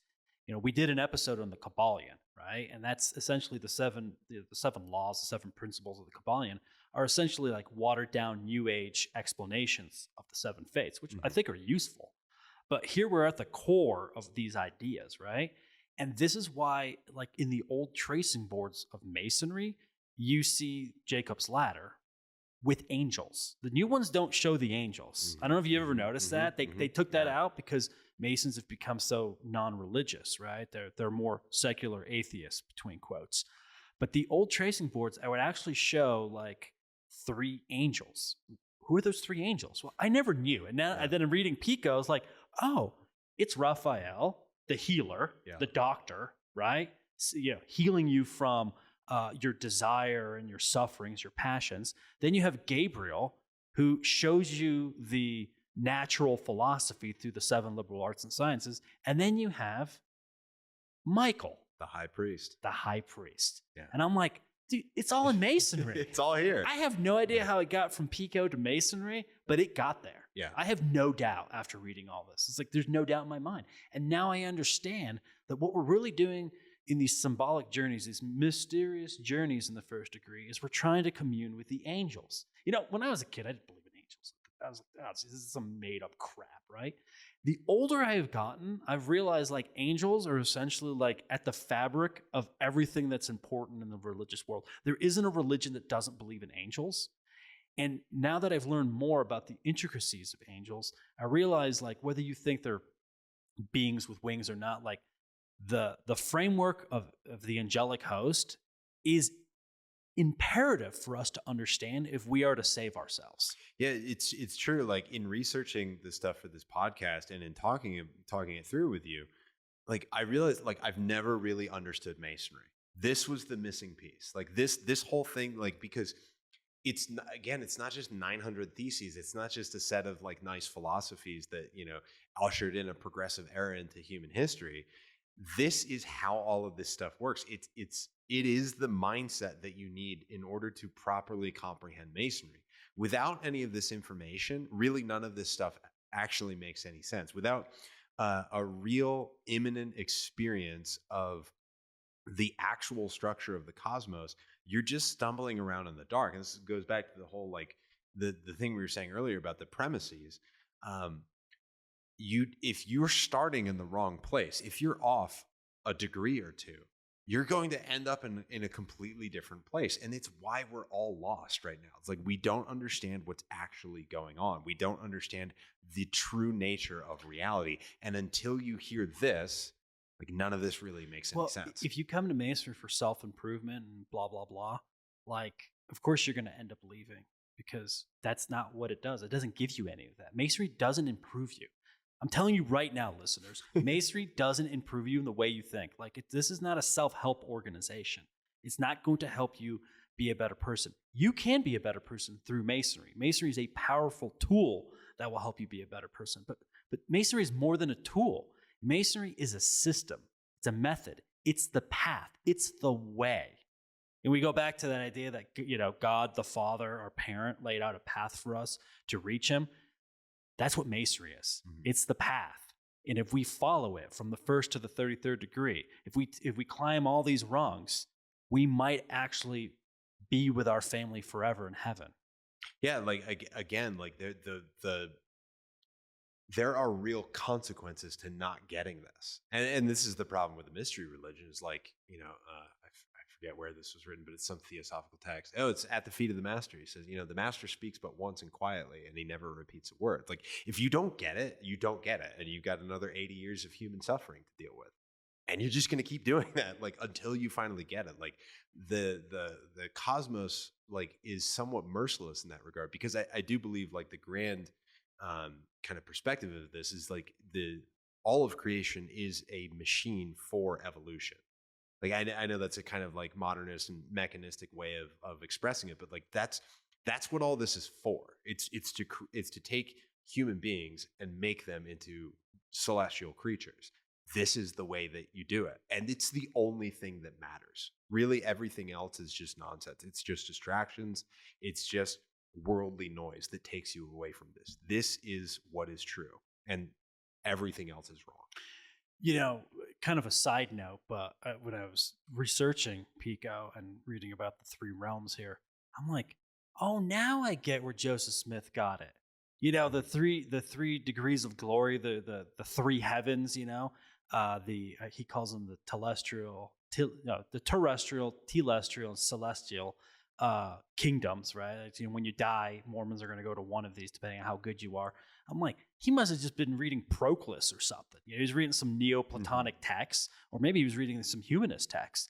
And I think that's where he, essentially devised the system. And that's why I was like, as much as some stuff Mormons say are kind of silly to me, like this is one aspect where I'm like, yeah, they're more right than all the other Christians, right?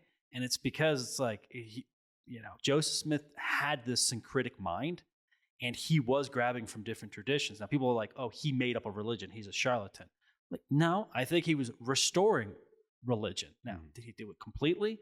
Doesn't seem like it, right? Well, he got martyred in the flower of his youth. What's something crazy about that too is like the research for this podcast led me down an astrological rabbit hole, and So there's a practice in astrological magic, we'll probably get into this later, of the making of talismans dedicated to particular planets. So it's the idea that like you can essentially create an object that is infused with the energy of a planet, and that it will help you commune with that planetary spirit.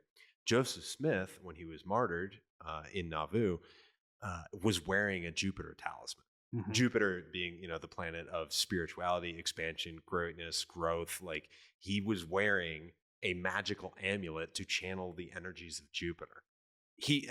There's no doubt in my mind that he had some contact with at least Oh, some of this absolutely. material. Yeah. Maybe not Pico himself, but could have been. His family had a crazy extensive occult library, and his father and brother were Masons. Like he absolutely had contact with this spiritual tradition. But he basically, in a way, in my opinion, restored Christianity to a proper understanding of the various hermetic realms, and then created a system by which to overcome it, But try telling a Mormon any of this today. Well, they're too literal now, so they think it's all a restoration, but in a way they don't think it's a restoration, because if it's a restoration, that means like this knowledge existed in the past. So they should actually look at the Neoplatonists and the Platonists and be like, oh, these guys are actually right, but they'll just say it's it's heretical or something.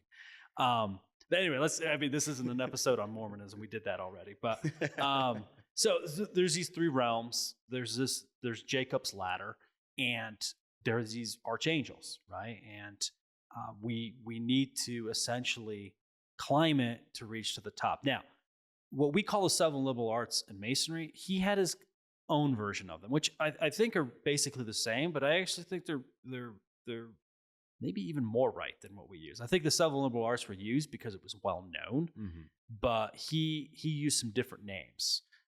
They are 1, ethics; 2, dialectic; 3, natural philosophy; 4, theology; 5, magic; 6, Kabbalah; 7, mystical union. So this is essentially, these are the 7 planets. These are the 7 rungs of the ladder. And in his belief, in order to overcome the fates, the passwords for the various archangels are these 7. Now, when we say passwords, I don't think you have to say the word ethics. You're not saying the word mystical union. Like these are like things that you've built into your own character, into your own consciousness, Qualities you've developed. yeah. And then when you're presented in a kind of in a mystical way at these guardians, like you will be proven whether to have learned these things or not. Are you ethical? Have you learned dialectic? Do you understand natural philosophy? Do you understand theology? But what's interesting here is that I think these kind of link up to the 7 liberal arts as that we know as a Mason, right? I mean, don't you think that? I think we could probably equate 1 for 1. Well, what's interesting, so 2 interesting things here jump off the page at me. So 1, he has a reverse quadrivium and trivium. So in the classical 7 liberal arts and sciences, it's the 3 arts of grammar, rhetoric, and logic, grammar, logic, rhetoric, that form the trivium, and then music, mathematics, geometry, and astronomy form the quadrivium, the higher sciences. So he has it reversed here. He's got 4 basic sciences and 3 higher, which is actually reminiscent to me of the Enter the Apprentice apron and some other things in Masonry. But no. I mean, I think it's a great idea. I just don't. Well, 3 on top of 4, Yeah, right? yeah, exactly. Being at the center of the human being, that like it is the united cube and triangle, the inflamed square of matter with the passion of divinity that actually unlocks your passage through the celestial sphere into the super celestial world. Another thing I'd like to make a point about too is that like the 7 liberal arts and sciences are considered liberal because this is what they're freeing you from. We call them liberal because it means you can now do whatever you want. You're smart enough that you know what's real, and you can shape your life however you want. No, these were liberating you from each of the fates, from their control over you. Once you had mastered their art, then you could move on to the next. And so obviously, he's got some different terms here than what we're used to. I would say that probably if I were to equate 1 for 1, let's start with dialectic. The easiest one, that's probably rhetoric. Like right speech, essentially, like being able to converse, to dissect ideas, to essentially build these syncretic building blocks. I would actually say that theology would be equating to grammar here. That because of the way that these guys thought, Pico specifically, that theology, like if you didn't know the Bible and Christian thought, you really didn't know anything. Like that was kind of the basis of all of this. So that's your basic starting information. That's grammar. Ethics is logic to me. So that's the first three of the classical trivium. Then I would say that natural philosophy for Pico is probably relatable to arithmetic, because his philosophy is Platonic and everything in Platonism is essentially number being the divine essence of everything. Really, all of philosophy for him can probably be broken down into arithmetic. That's number. Then magic is geometry. It's the manifestation of that number and how those numbers interact and the way that you can manipulate them to make forms, right? Geometry is about applying arithmetical law in order to create shape, to create form, to create manifestation. Well, for these guys, what you're manifesting is magic. Your magical operations will determine what it is that comes into reality. But behind magic is Kabbalah. And so behind geometry is music. Music is the next step. So music is the kind of the laws that lie behind the form. So like you can use number to make form, but then there's an extra dimension. It's like, what do these forms do across time? And so music is number in space and time, as opposed to just number in space of geometry. So music is the higher expression of geometry. And then finally, at the end, you have astronomy, which in this case would be mystic union. It's your actual entrance into the super celestial world. Now you're dwelling among the stars. Well, that's astronomy. Brother Axel, I kind of agree how you broke them all down. One for one, Pico's 7-rung ladder to the Masonic 7-rung ladder. But what's really interesting is last three, because ethics, dialectics, theology, natural philosophy. That sounds very similar to the 7 liberal arts societies. And then you get magic, Kabbalah, and mystical union. You're like, okay, Pico's going a little further. He's going a little further here, and I think he's uncovering something in this perennial faith. And he's like, in order to overcome the last 3 planets, you essentially need to learn magic. You need to learn Kabbalah, which is, an ancient Jewish tradition of how to decipher the Bible.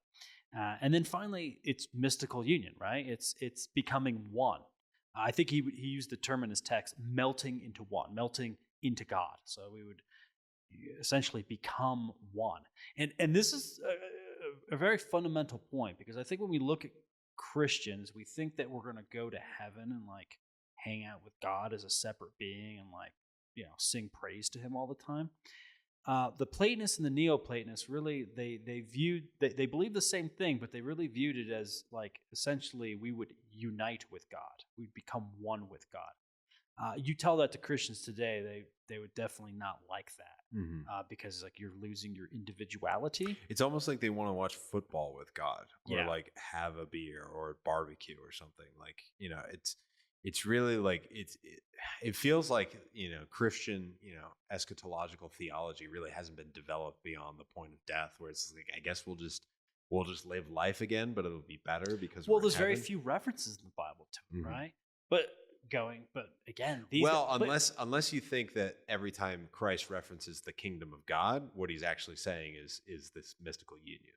And then it's replete with references. Well, and if you believe in the perennial faith, it's like, well, we don't need to just look in Christian texts. We can look backwards through time and see what other traditions have said, because they might have some breadcrumbs that will lead us to the truth. And so here, Pico's invoking the Platonists and the Neoplatonists in terms of the mystical union. Right? We're going to melt back into God, and that's the goal.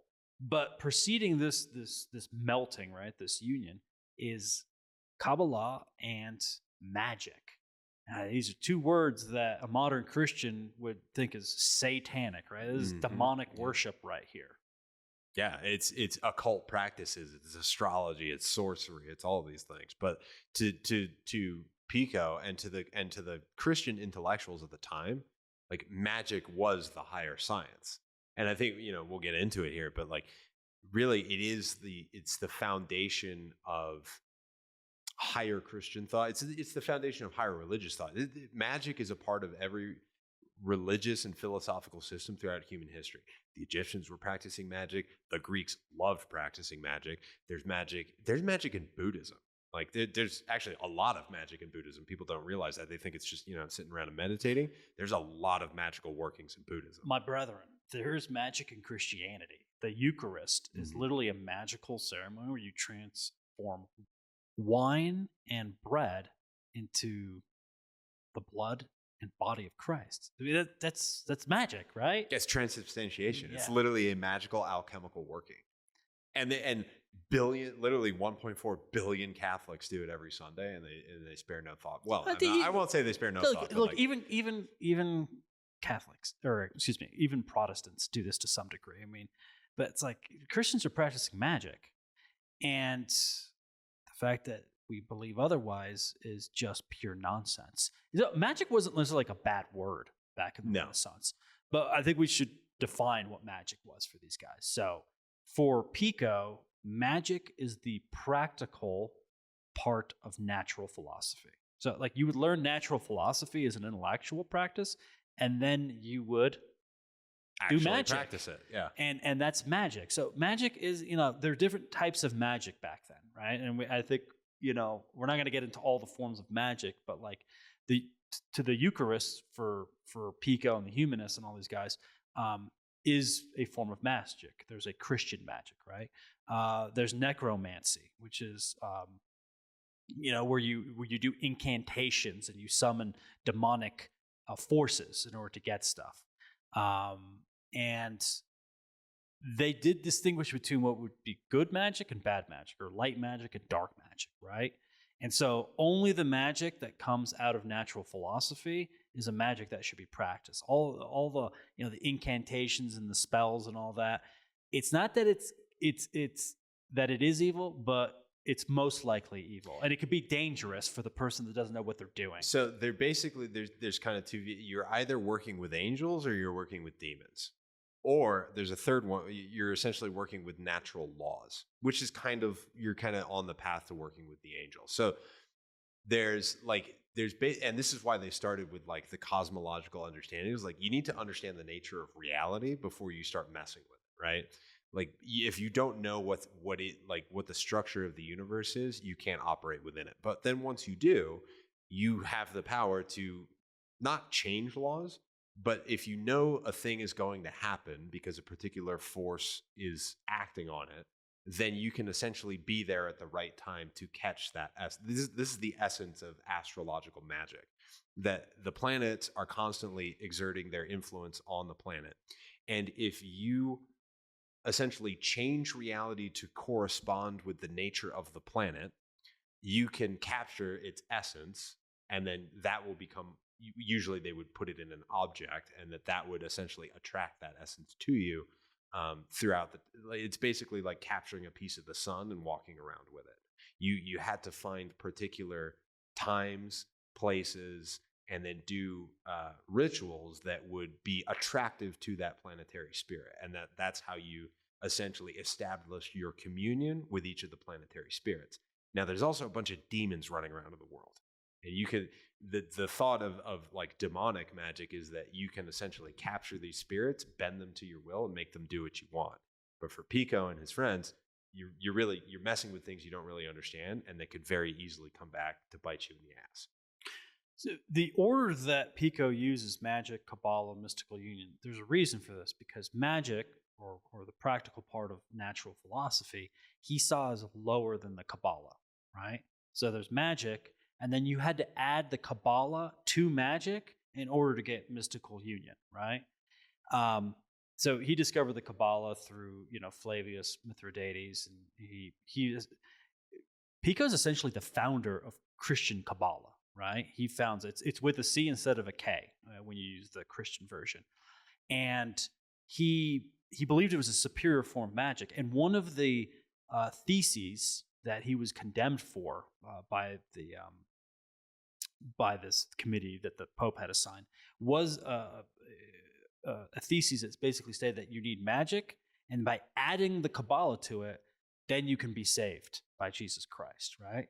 And that was like crazy for the church to hear this. But in his opinion, this is exactly what you would do. So, and now the question is like, well, what's the difference between this magic and this Kabbalah? And essentially it comes down to words and numbers. So magic was words, right? It's essentially like, it's linguistic, while the Kabbalah is numerology. So you basically had to take words, add numbers, and then you get mystical union. Now, what does that mean? Well, he doesn't really like go into any detail of what this means, but my interpretation of it is that essentially like language is inferior to numbers, but language has power. And literally like, you know, what people say to one another has a magical power. Like, you know, when you look at like great figures in history, when you look at like Adolf Hitler, for example, like he had a power of words over the people, right? Like charismatic figures throughout history have had this. They use the power of the word in order to influence people. But Kabbalah is not linguistic, in Pico's opinion. It's numeric. It's finding all these numeric connections.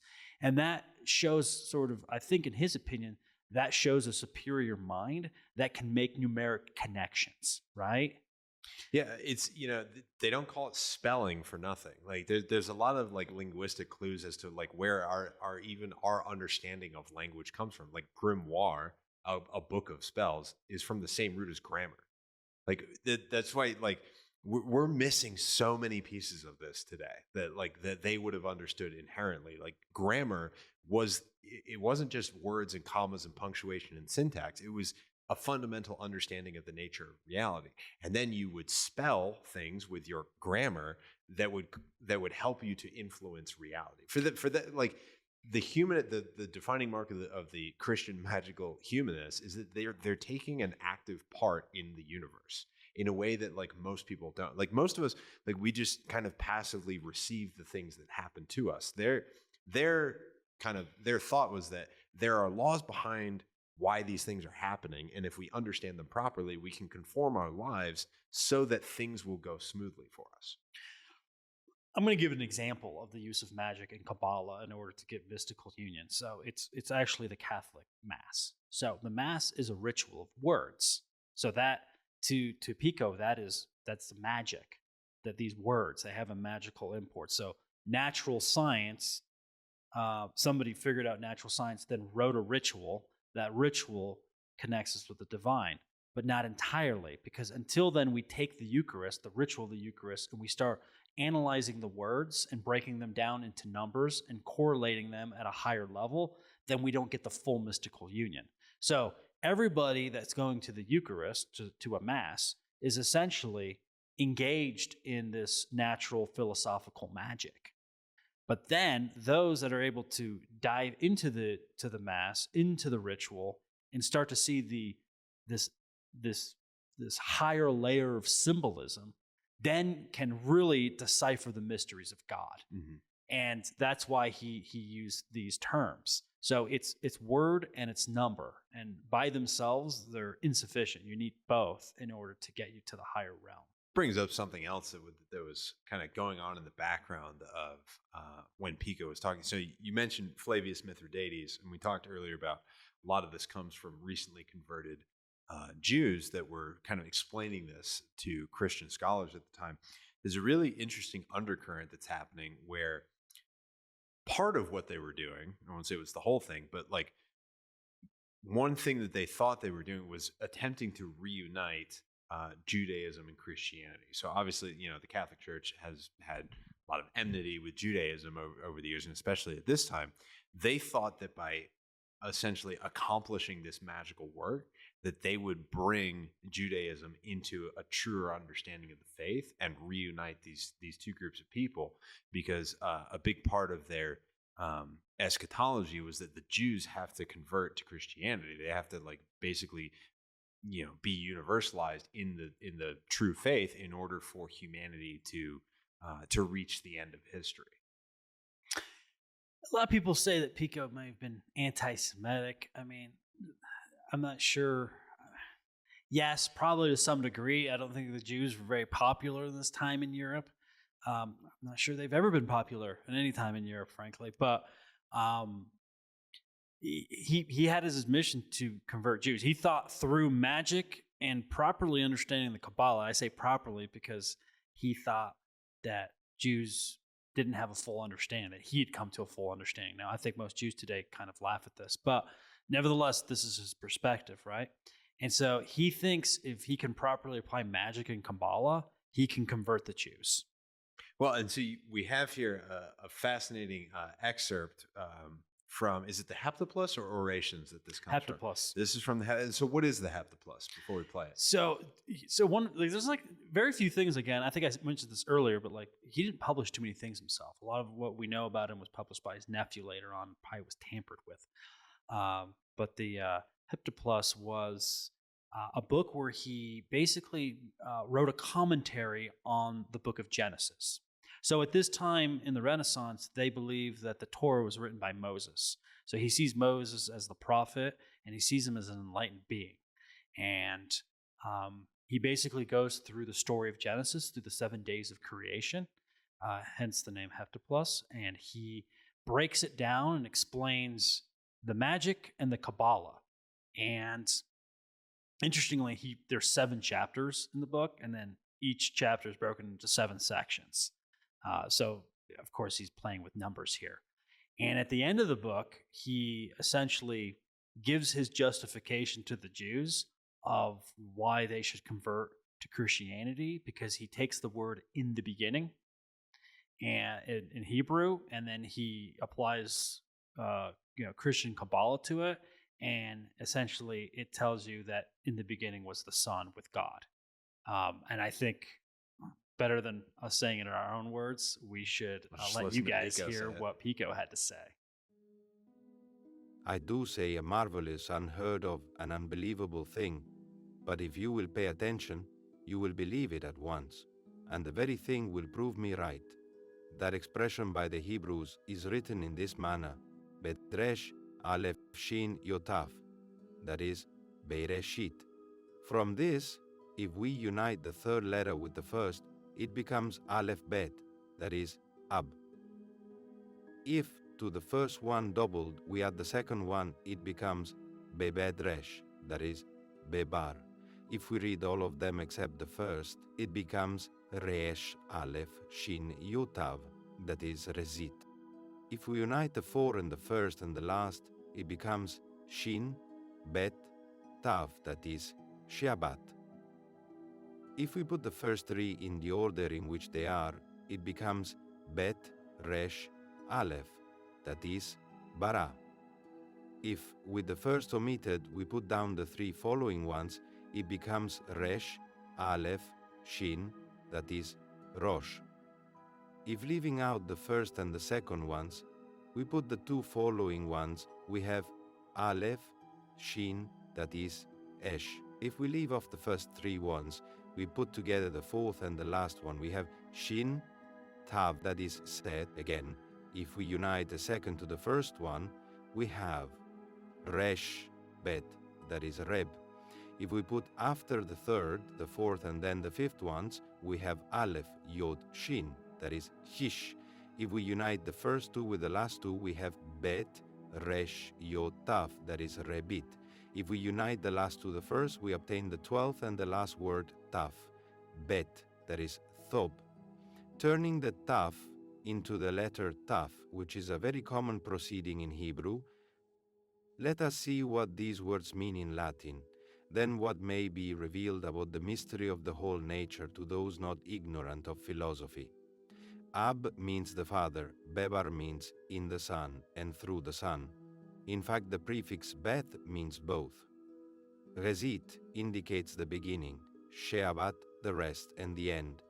Barra means created, Rosh means head. Esh is fire, Set is foundation. Rab is of the great, Hish is of the man. Berit is with an agreement, and Thob means with goodness. If, following this order, we rebuild this expression, it will be like this: the Father, in the Son and through the Son, the beginning and the end, or rest, created the head, the fire, and the foundation of the great man, with the good agreement. This entire discourse results from the taking apart and the putting together of that first expression. It cannot be clear to all how deep and full of meaning this teaching is. That is a fascinating example of what Pico, of the kind of magic that Pico thinks is so important. And I think we need to explain this to you guys listening to us. I think you might need to explain it to me, Brother Matthias. Well, I'm not sure I understand 100%, but I've had to read this like 800 times. But essentially, he takes the word, in the beginning in Hebrew, right? And then he does, and that's a word, right? That's magic. But then he applies Kabbalah with a C. He applies numerology. So what he does, he takes this word and he does he applies, the first and the third and double and basically different like Kabbalistic numerological formulas. And he, extracts a bunch of Latin words. And these Latin words, basically, he summarizes the following way. He says, the Father in the Son, through the Son, the beginning and the end for rest, created the head, the fire, and the foundation of the great man with a good agreement. So when he says, if we relate the first to the third and then double it and add it to the fourth, he's not just making that up. Those are Kabbalistic formulas that like they're set down in the laws of Kabbalah to like you can manipulate words in that way. Those are the rules. I don't know exactly what his formula is. I'm not a master of Kabbalah, but from what I've read is essentially he's using Kabbalistic formulas. He's not just making this up. No. He's not interpreting this his own way. He's not. Okay. But he essentially but his Kabbalah is different because he's basically moving stuff from Hebrew into Latin, right? Mm-hmm. So this is not exactly what the Jews are doing, though it's the same sort of formula and framework. He's applying it to Christianity.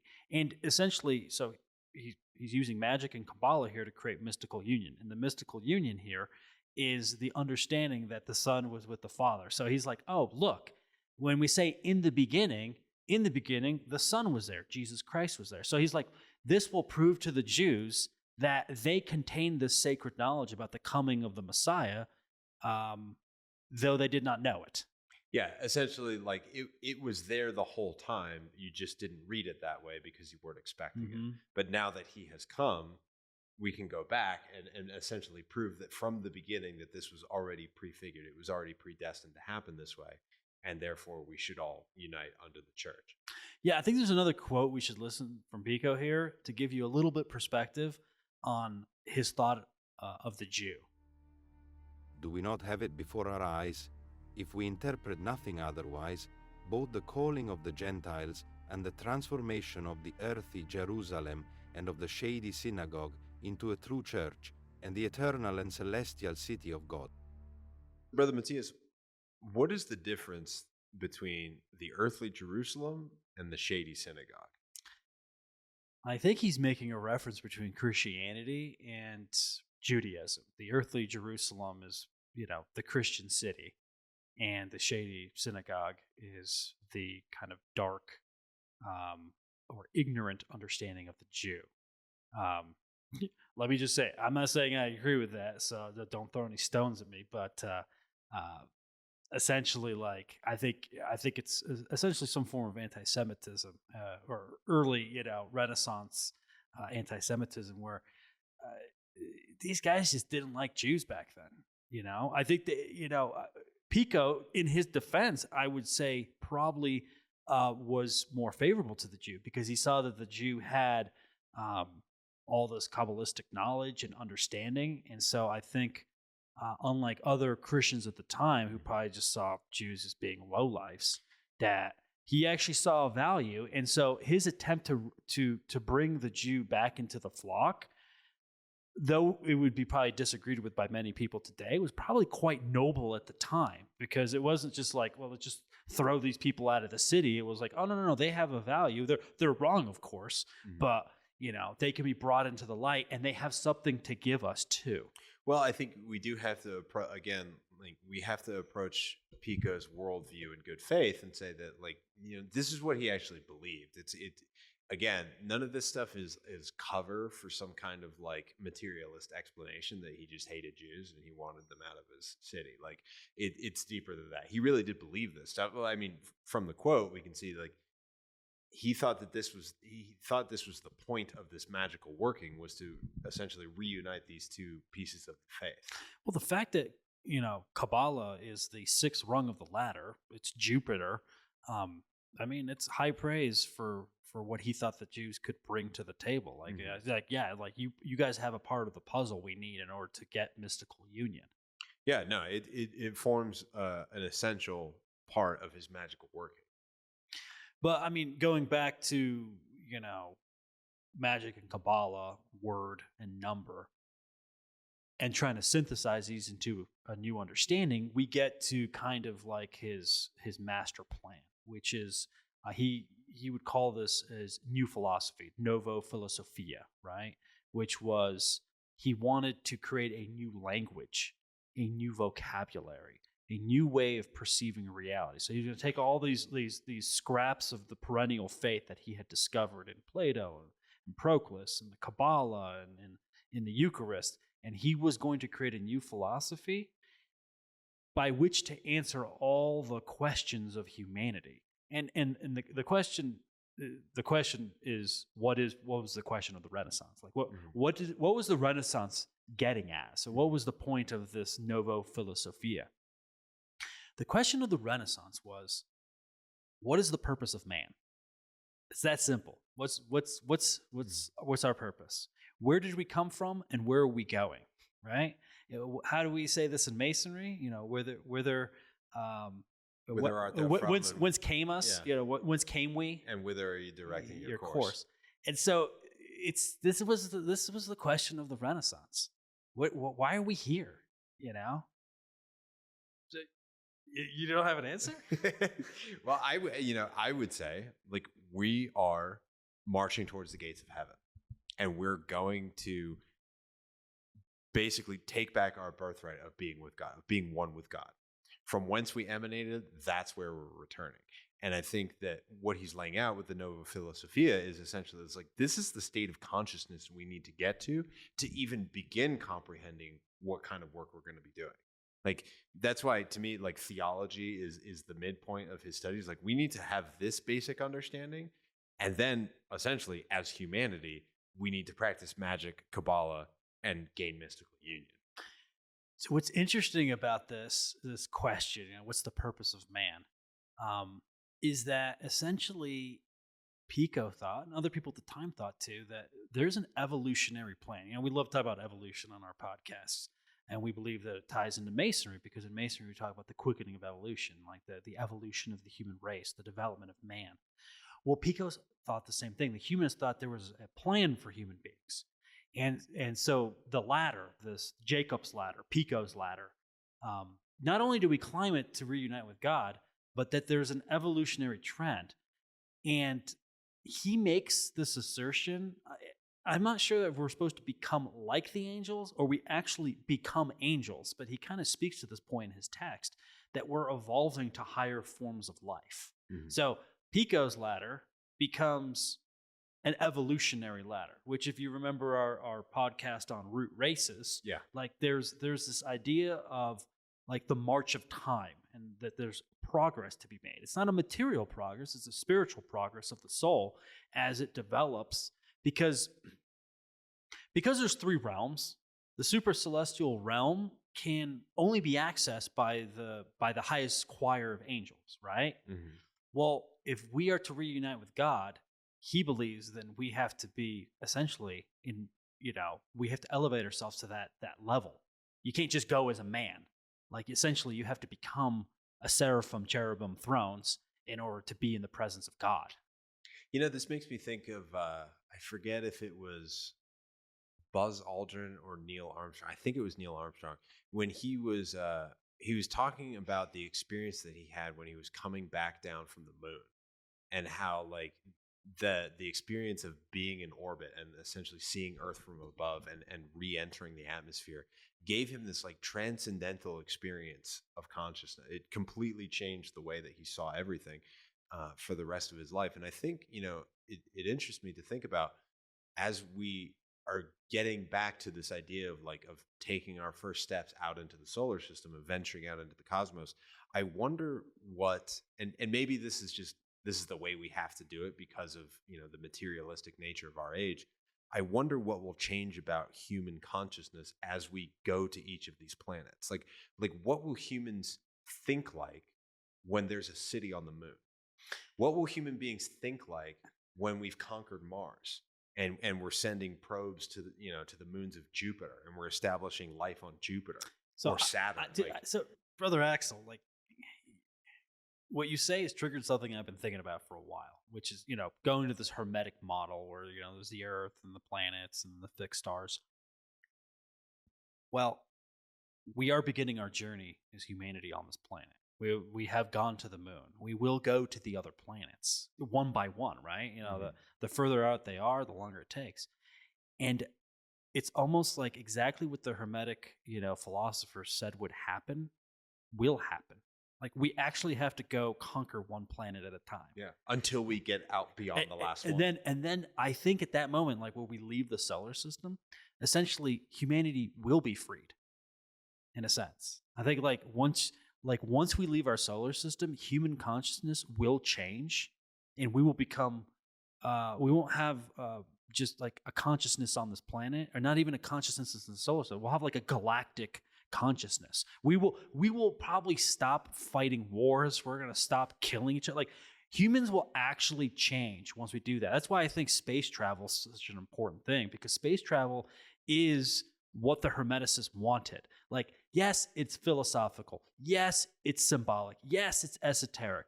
But I think actually conquering the stars is not about making colonies and getting more resources. It's literally the further we get away from Earth, our consciousness will change to the point where we'll become superhuman beings. Nietzsche's Superman will only be achieved when we get past Saturn. What's really interesting too is it not just our consciousness will change, our actual physical bodies will change. If you want to lessen the empire of the body over the mind, the best thing you could do for that, to rapidly accelerate that process, would be to go to space. Mm-hmm. Your body breaks down in space. There's no pressure exerting against it. Your physical body becomes literally less dense.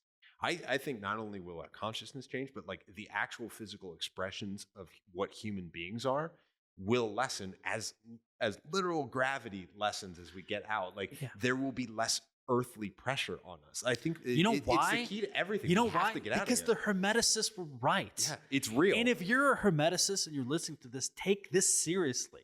I just feel like the occult is just some plaything now for people. Yeah. They don't take it seriously. It's an intellectual exercise. No, we need to get off this planet. We need Elon Musk to build bigger and grander rockets, not because he's cool, but because humanity needs to get out of here, and we need to express ourselves in different ways. We've already colonized this planet. If we stay here, I think we're stuck in the sublunar world. We're never going to reach our we have to destination. literally get beyond the moon. I actually, this is pure speculation, but I actually think that Elon Musk understands a little bit more of this than he lets on, because the Starship is being carried by falcons and dragons. Those are the names of his rocket boosters. Those are alchemical symbols. That's the phoenix and the dragon. Mm-hmm. We're literally overcoming the gravity of the physical realm by harnessing the power of the phoenix and the dragon through literally chemical transmutation in the rocket engines to take us beyond these worlds. I actually think that Elon Musk is a grand wizard that understands exactly what he's doing. No, I agree with you. And I think, when we look at the people that don't believe we landed on the moon, I think the only conspiracy is why haven't we gone back to the moon, mm-hmm. right? Why did we go and why did we stop? Because we got too far for the Lords of Chaos to be comfortable with, and they wanted to bring us back to Earth. I think agents of darkness have essentially arrested our development. And look what's happened since 1969. We reached a pinnacle of civilization. We reached a pinnacle of technology. Civil rights was happening. All these great things were coming to fruition. And then the result of it has been nothing but 50 years of stagnation, right? Of imploding. Why? because we met one of the guardians, one of the archangels on the moon, and I'm speaking symbolically, guys. And what do? We failed to pass that portal. We failed to keep going. Yeah. We kicked open the door. We didn't have the passwords. We didn't have the passwords. And that kind of ties us back in, let's get back to Masonry a little bit. But like, if you're wondering, like, why is it that in Masonry we use Hebrew passwords? Why is numerology so important? It's because it's magic in Kabbalah.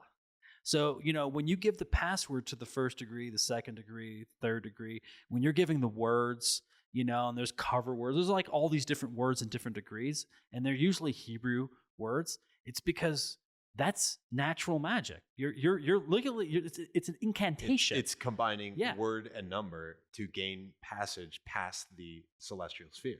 And that's why, going back to Pico's example of in the beginning and how he broke it apart, well, the same way if you look at the words and passwords of the first 3 degrees especially, and you look at the vowels and you look at the consonants and you start playing with those, you start to see that these things mean something else.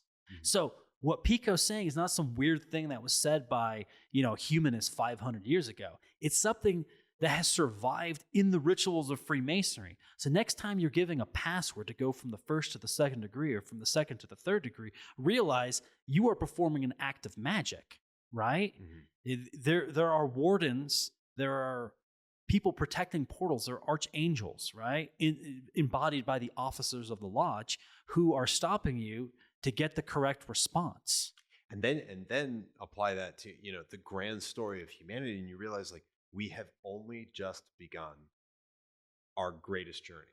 We haven't even taken the first step. We're looking out the door thinking, man, that would be a nice place to go. And thank God for the great people of the earth that have pushed us towards this goal. Because, like, literally, I think this philosophy and putting it into practice, actually doing the magic, which in this case is, space travel, like, that, like, we have to actually do it. At some point, we can't just keep reading about it. Like, we have to take what these people said and actually do it. If we want to conquer the body, we literally have to go into space. While we're stuck on this planet, we're just eventually going to destroy ourselves. The only hope is to get out of here, not for the sake, again, of resources. Because I think everybody sees space like, oh, there's asteroids there's worth like $1 quadrillion dollars. Yeah. Like, that's not the point. The point is, it's kind of like Star Trek. If anybody likes Star Trek, it's like if you want a civilization that's overcome money and overcome itself, it was because of the stars, right? It's leaving the perspective of the earth. While we're here on the planet, we don't have perspective. Like you said, you go into space, you look back at the earth, you have more perspective.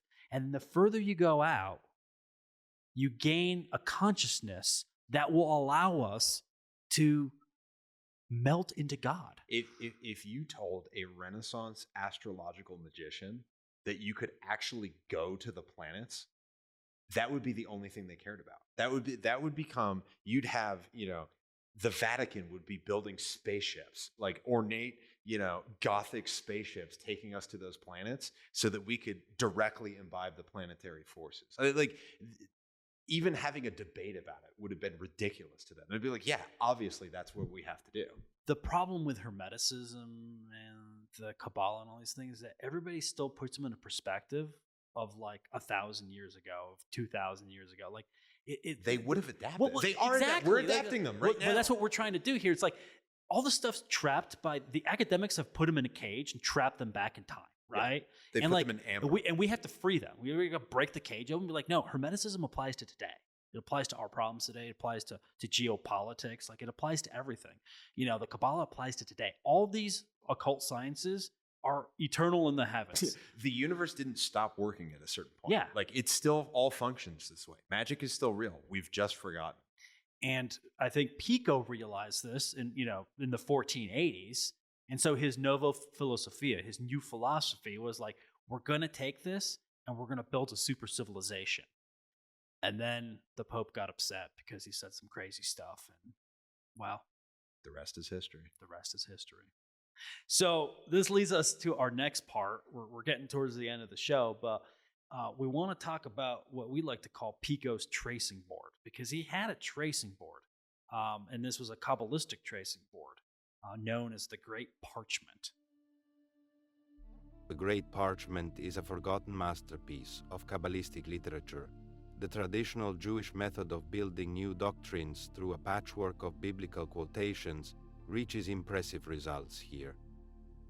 As if the semantic impact of biblical sentences were doubled, each image refers at the same time to the scriptural original and to a deep, obscure level of meaning. The text flows ceaselessly, the sentences that give the impression of falling one into the other, without any fixed semantic law. The result is a surprisingly modern piece of literature, apparently rebelling against the laws of meaning. It is striking for its capacity to evoke waves of esoteric implications without ever mentioning directly the Kabbalistic secrets. So, Brother Matthias, I mean, Masonic academics might, quibble over us calling this a tracing board because it's not technically a Masonic tracing board exactly as we think of them now. But for all intents and purposes, this is a proto-tracing board. It's a 6-foot document. It's got something like 10,000 Hebrew words on it. And it's arranged in a pattern that demonstrates the Kabbalistic tree of life. And so written across it are these 17 tales. They're like, it's kind of like a choose your own adventure of occultism, where each one of these tales leads into other one of these tales, and taken together, they form different stories, but they can be rearranged depending on which way you proceed through the pattern. And it's probably Flavius Mithridates that helped him to translate all this, because Pico was very well versed in Hebrew, but he didn't know it as well as Mithridates. So this is probably the work of many people to get all of this written down. And it's essentially, it's a magical technological object for changing consciousness. So by going through these different tales, by rearranging them and putting them together in different orders, you can understand different facets of life and human consciousness. And this was a centerpiece where, Pico would lay it out on the floor and they would contemplate it. This is his magical work, right? Is trying to perceive the world from different angles by moving through different aspects of this great parchment. Now, the Vatican still has this item, along with, I'm sure, countless other treasures squirreled away in their archives. But it was deemed important enough that they kept hold of it and have preserved it as a valuable piece of historical record. Isn't it weird how the Vatican, it always pops up, right? Like, all these interesting little trinkets around the world, documents, relics, and they're in Rome. Yeah, and, they're all in the archives. And for a religion that says all other religions aren't true, essentially, they sure keep a lot of things that have nothing to do with their own faith per se. But they have these vast archives. And this is to speculate, but I think, the people high up in the Catholic Church know the importance of these things. So they're collecting them, they're studying them. I think they may even be using them. Well, I think, to that point, I think there's a difference between the way that the faith is expressed in the outer world and what the Catholics would call the magisterium, or the body of knowledge, the egregore of the Catholic Church, includes things like this. Like, stuff like this is not beyond the pale for, Catholic theologians or priests. Is it going to be brought up, is the Great Parchment going to be brought up in a Sunday sermon? No, probably not.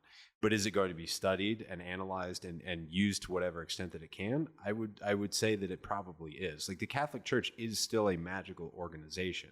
I understand that, in our secular age, we don't like to think of it that way, but that's what the Catholic Church is.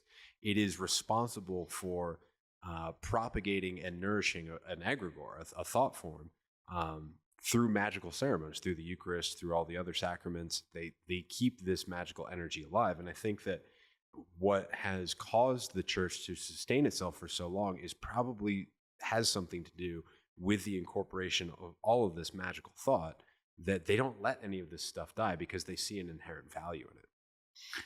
I think they see a value in it. I think they use these things. And I think in many ways the church has copied a lot of these older items that are older than the 2,000 years that the church has been around, and they have incorporated it into their own magic. So when we look at the Eucharist, when we look at the various ceremonies performed in, the Roman Rite, or the Orthodox Rite for that matter, I think we see little hints of the perennial religion. We see little hints of what came before.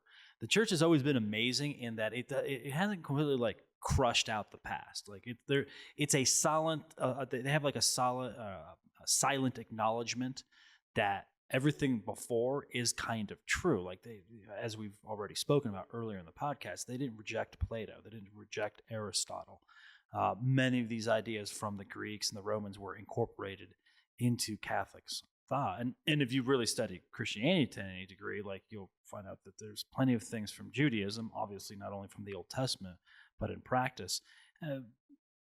Zoroastrianism, there's a million, different traditions that predate Christ that have found their way into the Eucharist, into the solemn rituals. If we look at like the Orphic mysteries, like the breaking of bread and the drinking of wine, is found thousands of years ago. Like this wasn't something new that was created. Mm-hmm. And so I think the Vatican, in all its wisdom, collects all these things. And sometimes I think they're like, well, we don't know what this is for, but at some point in the future, it may be critical for us to have these things. So they have like this kind of foresight that everything is important and they shouldn't destroy anything.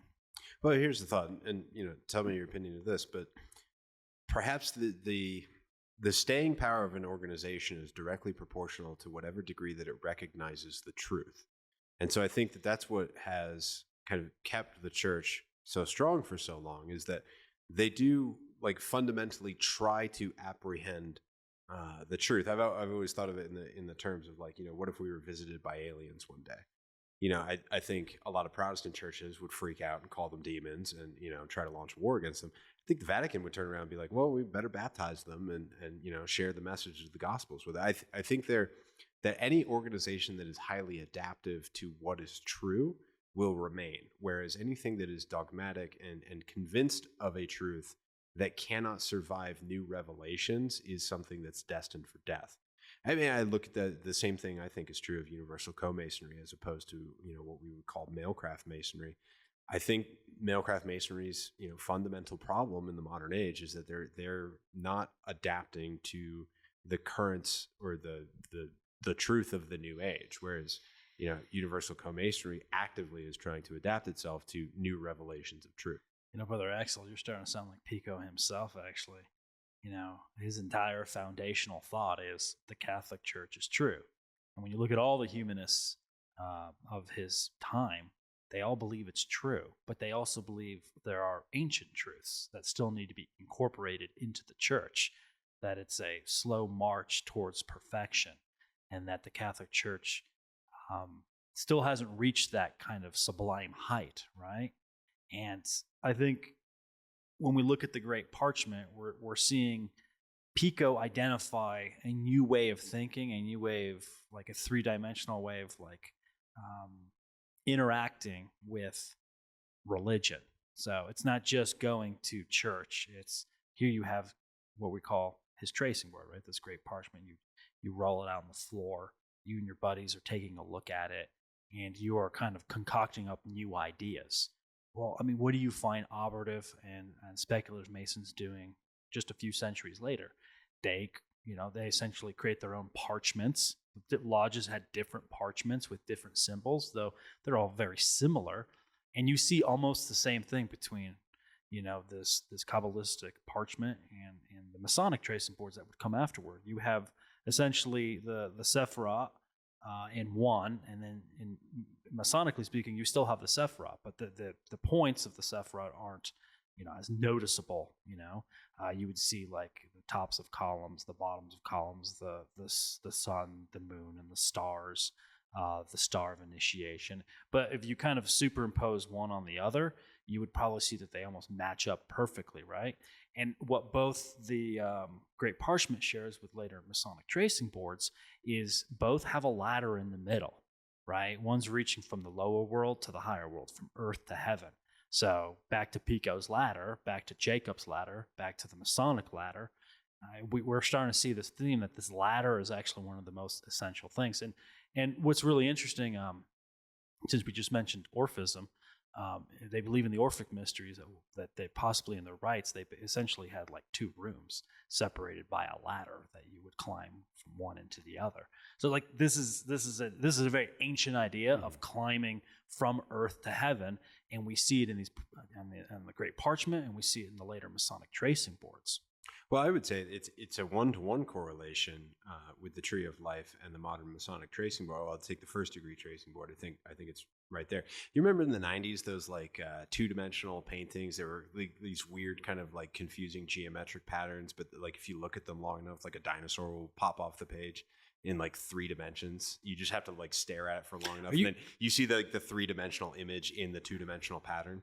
Yeah, like I think you're talking about like, you could see a beautiful woman in one, but if you look at it differently, like you're supposed to close one eye and then stare at it, then suddenly it's now like a city landscape.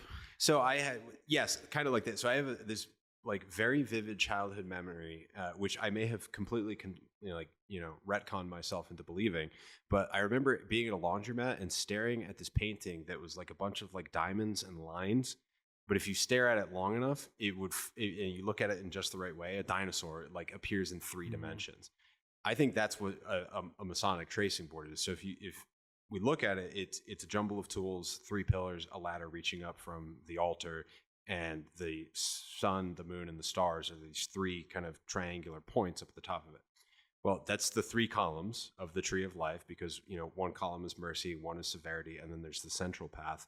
There's 7 rungs leading up to 3 points. Well, that's the 7 lower Sephiroth reaching up to the 3 higher Sephiroth, giving us 10 total points. It is a map of the Tree of Life. It's just not apparent. It's been concealed in symbol and allegory. I think it's the one thing that's true. Like we were saying earlier in the episode, the universe didn't stop operating the way that it operates. Like we don't have the power to alter the fundamental nature of the cosmos. We lose sight of it or gain sight of it to lesser and greater degrees throughout history as certain things are revealed to us. And I think that's what Pico's trying to do is reveal to us, like, this is the nature of things. This is the structure of things. It's like that, whether you like it or not, whether you perceive it or not, this is true. Well, and what's interesting about the Kabbalah too, with the Sephiroth, is like, there's these 7 and 3, these visible and invisible points. And, it's kind of, it looks like a diamond, right? Kind of an oblong diamond. But the idea is that when you reach the top, it begins again, right? You're back at the bottom, but at a different like stage of evolution. And this is something it's interesting about Pico because, some of the ancient Hebrews believed in reincarnation. Certainly there were a lot of Greeks and Romans that believed in reincarnation. The people that studied the Vedas in India believed reincarnation was true. Now, here in the West, we'd use the term like the transmigration of the souls or metempsychosis, but it's essentially the same thing, right? And so there's this idea, like as you go up the Sephiroth, you start again. Well, that would be a new lifetime, but it's an altered lifetime. It's something you've taken the lessons from your past lifetime. So Pico's studying all these Greek and Roman philosophers.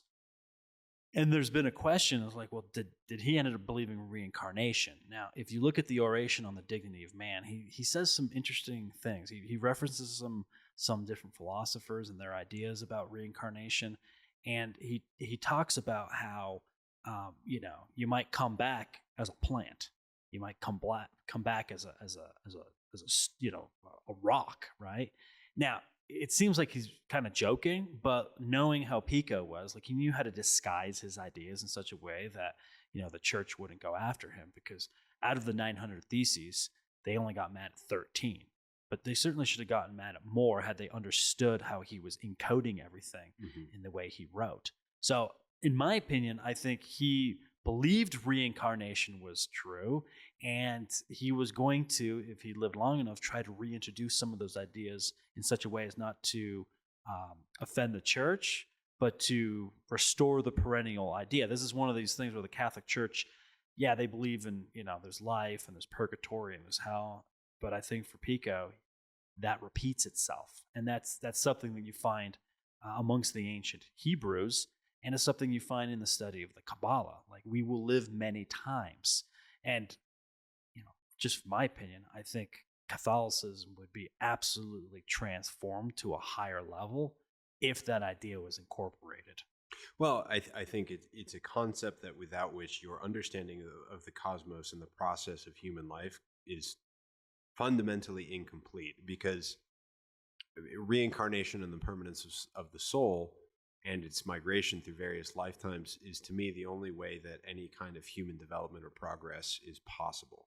Like, unless you are able to learn lessons from human lifetimes, then the onus is on you to become essentially like a perfect Christ-like being in a single lifetime. And if you're unlucky enough to be born in a place where that's just not possible, well, then you're just kind of screwed. You have to hang out in purgatory until, Christ decides whether or not to have mercy on you. And it just doesn't make any sense to me. That doesn't seem like the way that... It's one of the biggest faults of Christianity. It's its inability to explain inequality. Why would somebody be born in the riches of America or Europe, and another person just is born into a famine in Central Asia or Africa? Like, it doesn't seem fair. And then we're like, well, life isn't fair. Well, I think it is fair. I think there is ultimate justice, right? But this justice is not in one lifetime. It's when you look at the totality of all our existence.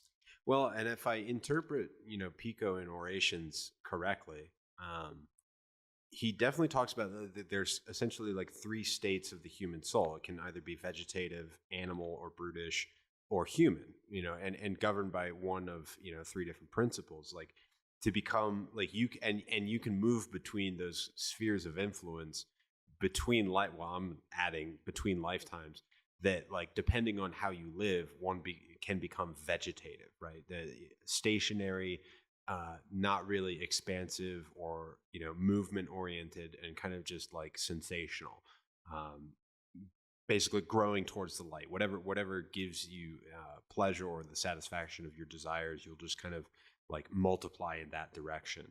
Whereas an animal or brutish soul is led by the nose by its passions. It goes after prey.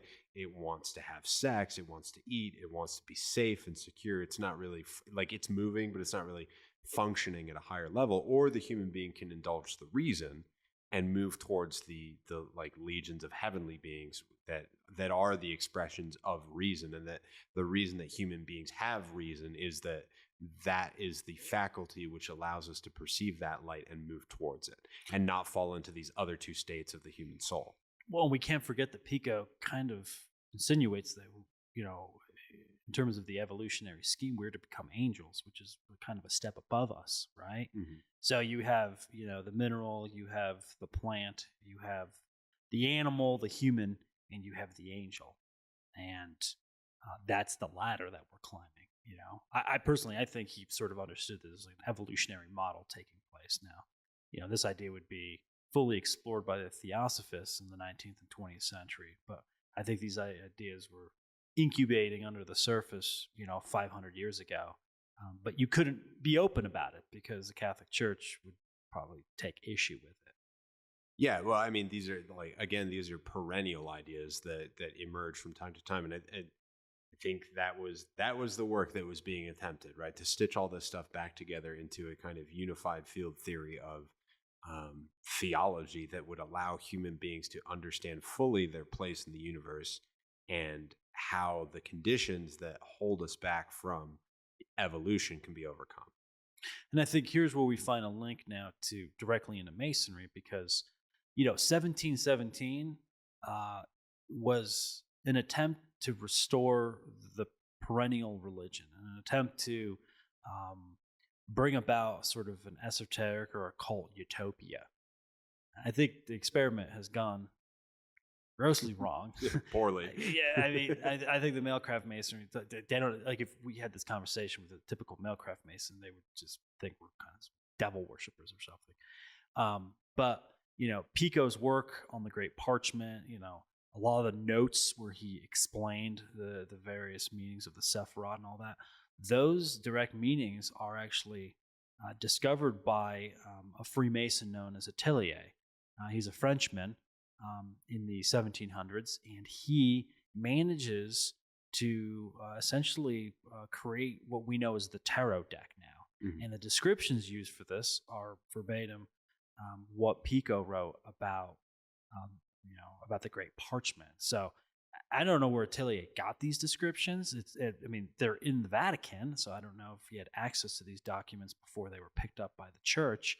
But the fact that we see descriptions that Pico wrote directly in the first tarot deck, I mean, that can't be a coincidence. No, that's a direct magical working. And I do know, so I know a little bit about the tarot. I know almost nothing about the Kabbalah, but I do know that in the tarot, so if you look at the Kabbalistic tree of life, everyone's familiar with the 10, well, technically 11 Sephiroth. But if you look at the lines connecting each one of those spheres, there's 22 line segments that connect all of the Sephiroth together to form the tree of life, which obviously correlates directly to the number of the major arcana cards in the tarot deck. So there's 22 major arcana. And I've seen it done before. I don't remember exactly how it all fits together, but I've seen somebody kind of lay out all of the cards in this fashion. But each one of the major arcana corresponds to one of the line segments connecting each of the Sephiroth. And there's a way to lay them all out to correspond to form the tree of life. And it actually, if you couple the Kabbalistic meanings with the pictures on the card, they actually do tell a story of how a human being, how a human soul is supposed to move through life, like the different stages that you go through in your evolution, and which paths you can take. So essentially there's three paths. There's the path of mercy, there's the path of severity, and then there's the direct path, or the sorcerer's path, or the philosopher's path, which just goes straight up the middle. Which is apparently it's the most dangerous, but it's the most direct way back. If you want to quicken your evolution, that's the path. That's the one you take. Exactly. Well, now that you're saying that, I mean, for some of our listeners that may know this, but I think a lot won't. Take those 22 paths and you add 10 for the Sephiroth, then you have 32, which is essentially the 32 degrees of the Scottish Rite. Mm-hmm. And then there's a hidden point. There's a 33rd point that's hidden behind the whole thing. Which gives you, the grand total of the years that Jesus lived upon the earth. It's the number of degrees in the Scottish Rite system. It's the number of vertebrae that we have in our back. 33 is just a magical number. So you find it not only in biology, not only do you find it in occultism, but you find it in ancient religion, right? Mm-hmm. And so these numbers can't, again, just be coincidence. They have a meaning. That meaning is something that we have to discover as we delve into the esoteric arts, right? Mm. But obviously this is what Pico is looking at. And so he believes that this numerology, these numbers that we've just mentioned, are all magical, right? Knowing these numbers gives you access to hidden information. Well, not just knowing them, but knowing how to manipulate them. Because another portion of all this, and I think kind of the main idea behind the Kabbalah is that there are these individual facets of cosmic truth, but by manipulating them, changing them, reconnecting them, finding new pathways, that's the magical operation that changes human consciousness, that evolves the soul, that adds qualities to it. Because there's the one layout of all the tarot cards that you move through, but then what happens when you put the 8th where the 10th went, or the 13th where the 11th went? What happens when you change all of that? And then what happens if you actually apply that to your life and you change your consciousness in those ways? What results do you get? It's not just that he laid all of this stuff out and look at all these connections. There's 72 cards in the tarot. There's 72 names of God. Okay, that's great.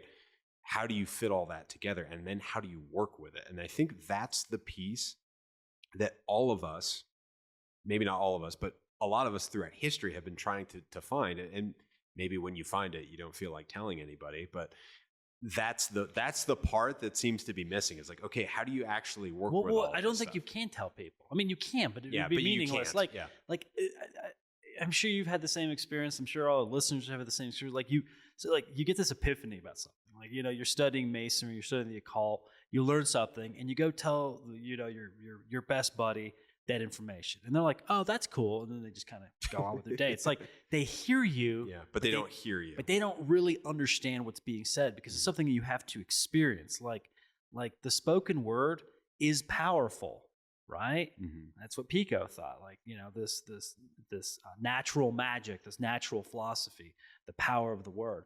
But again, without numerology, it doesn't come to full fruition, right? Well, because you don't understand it. It's one thing to hear something; it's another to understand it. And I think that's why Christ is always saying, "Let him who has eyes, to see, and let him who has ears to hear." And I think magic in the Pico system that we've been discussing here is a process of giving you ears.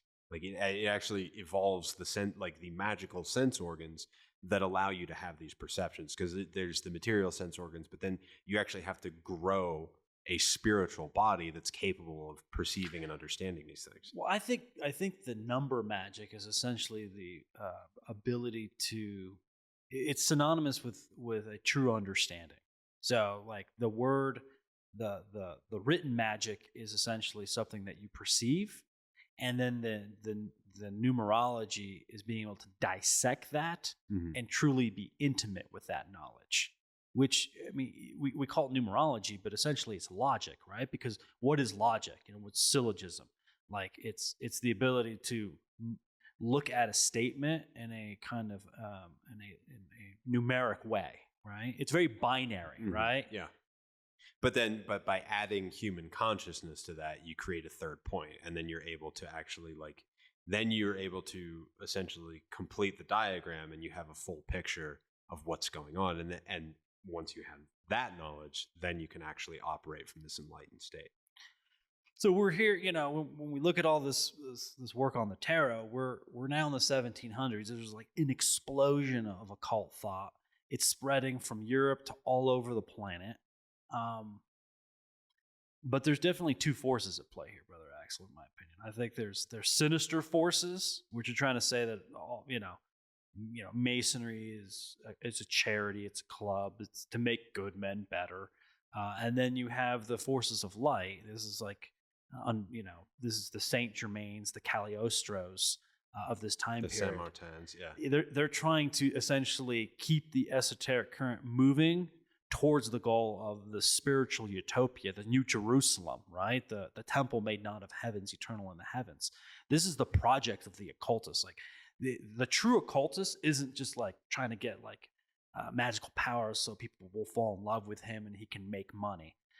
The true occultist is trying to establish perfection. He's trying to, not only in himself, but truly for humanity. We're trying to turn Earth into a Garden of Eden, right?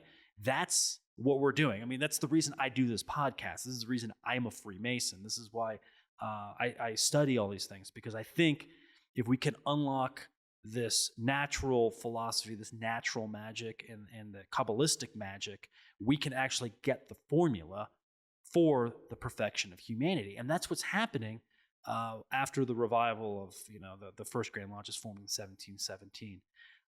But something went wrong. And I think what we have is the breadcrumbs of all of that. So like the fact that the tarot was, emerged at this time and all that, we still have those, because if we didn't, I think it would be lost until time or circumstances restored it. But it hasn't been completely lost. No. We have it. We have enough to continue the work. It's never completely lost. But so what you're saying there, it brings up an interesting question for me. Is like, so where or when or how, where does it get subverted? Where does this all go wrong? Is there a particular event that you have in mind, or is it just kind of like the natural degradation that applies to all human projects because of our, frail and incomplete nature?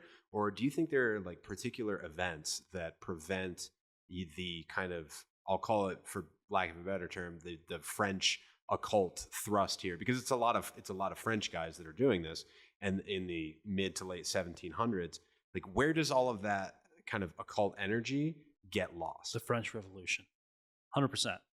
1789. It's like you look at from 1717 up to the French Revolution, it's whatever, 80, 70, 80 years. Like you have an explosion of Masonic systems, degree systems. Not that you won't have some in the 19th century, but like essentially by the end of the French Revolution, Napoleon cements power over France.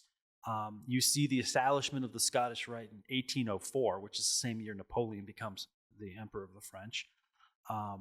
That takes place in America. And from there, like everything starts to become like very standardized. There's no more innovation, ingenuity, And the systems of degrees that we're practicing today, the emulation rite from England, the Scottish rite, these were all cemented 200 years ago at the end of kind of the French Revolution. And no one else is able to step out of line, or this greater like esoteric Masonic world will slap you down. You're clandestine. You're not really a Mason. Then occultism kind of becomes an evil thing, right? Like this starts to become a bad word, where you're doing black magic, which there are people doing black magic, but like occultism just means to seek for that which is hidden, right? I mean, if you're not doing that, I don't know what you're doing in life, right? So to me, it's the French Revolution. I think whatever happened magically in the French Revolution kind of just sucked all the energy out of this progress. There was essentially a materializing of the human consciousness. If you look at, I think it's what the Decembrists were doing, with trying to make everything, basically conform to the metric system. That there are 10 days of the week, and we're going to essentially destroy history. There was a real attempt at a year zero there, where like we're just going to wipe away everything that came before, and it's all going to be neat and orderly, and it's all going to fit in these perfectly materially conforming thought forms that essentially they did bring us into a new secular age, a novo ordo seclorum of a new order of the ages. But that perhaps it went in a wrong direction. And I would agree. I think the French Revolution, not just for occult thought and magical work, for a lot of things. But for a lot of things. I mean, when you were talking, it made me think a lot of the problems that we have politically that have been manifested over the last 200 years. A lot of that thought can be traced back to the side that won the French Revolution. Look, our next episode is going to be about the Enlightenment, so I don't want to get ahead of ourselves, but to me, the Enlightenment is not the Enlightenment. Like that's not the right word for it. It was a noble gesture by people in the 1700s and the 1600s. It was the Picos. It was the Isaac Newtons. They were trying to create this occult utopia. I mean, that's why Isaac Newton's like, he's studying the Bible. He's using the word magic and the number magic to try to decipher King Solomon's temple, because he believed there was a secret in it. Like there's his text. I think it's the British Museum now. Like he has all his notes on how the temple of King Solomon would unlock perfection, right?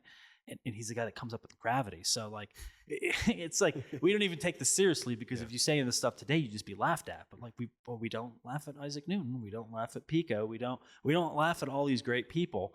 But the Enlightenment, though it begins with all these great minds, like their work is never completed. It was actually destroyed. The Enlightenment, I think, is a burning disaster of which we're, living among the ruins. I mean, we're not even living in the ruins. Like it's still burning.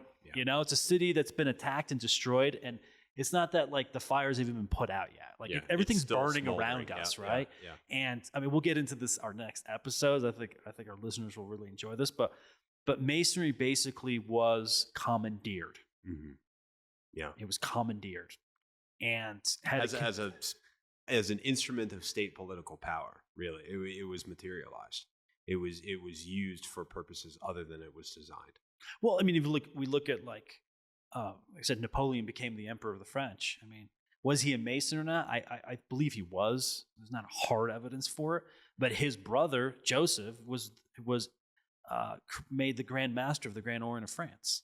So it was completely tied, right? So the emperor's brother had to be the Grand Master because the order had to be controlled by the state. Yeah, and that and from that period forward, that's the problem with continental Masonry. It's too tied to the political state, which is very interesting, because in England, the Grand Commander of the United Grand Lodge, I don't know if that's exactly the title, but it's usually, or I think always, a member of the royal family. And I do think it's interesting that, British Masonry kind of kept some of this, devotional, religious, even dare I say magical thinking in it after the French Revolution. And I would say that there is, I'm getting ahead of myself for the next episode, but I do think there is a qualitative difference in terms of statecraft between monarchies and non-monarchical states. And you bringing up the French state system post-Napoleon, I think is really interesting, because both states controlled Masonry, so to speak. but one was controlled under what was considered a divine monarch, and one was considered under a new secular, emperor, basically. And they both end up taking vastly different paths. And I think there might be something to that. To this day, I mean, there's basically two Masonic forces. You have, continental French Masonry, and then you have English, Grand Lodge of England Masonry, emulation right? I'd say there's a third way, which is the Co-Masonic way. And I'm not saying even all Co-Masonic orders. I'm specifically saying our Co-Masonic order, in that it is attempting to revive esoteric Freemasonry. We do not see it, Freemasonry as political. We don't see it as philanthropy. We see it as something as continuing the work of Pico, continuing the work of Ficino, continuing the work of Isaac Newton and all these guys that attempted to create a utopia. And essentially, if we don't continue the work, I mean, I don't know who is, because now all these guys are just relegated to little history books about how they were wrong. Really, I think that's one of the greatest crimes in this whole story, is that, these guys that were trying to bring about a resurgence of Hermetic thought and reinstitute Plato's Academy and do all this incredible magical work to spiritualize the Catholic Church for a new millennium. They're just a bunch of dates and numbers and quotes at this point. Like they're just it's like academics to me are those guys in the British Museum who would like capture 7,000 butterflies and stick pins through all of them and then just put them on a wall. It's like, why are you doing that? Like, these guys were pointing the way to an incredible expansion of human consciousness. And then it just gets categorized and calcified and filed away in a neat little numbering system, going back to the metric system, like everything in its neat, derivative 10 file system that completely like sucks the life out of all human endeavor. And like to see that happen to mystics of such high caliber as these men were, like, it's sad. And you're right. If no one takes this up, then human consciousness will remain at this level and probably just degenerate unless some new hermetic revival, like what Universal Co-Masonry is trying to do, takes place. Then I don't see what kind of progress that we make that's not just purely materialism.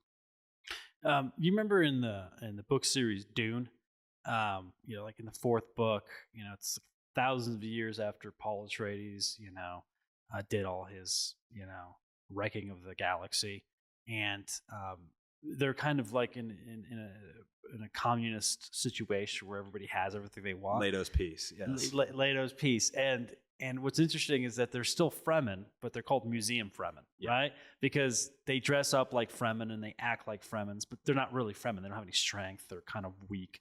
But like, in order not to forget, there's these people that kind of dress up, it's cosplay, right?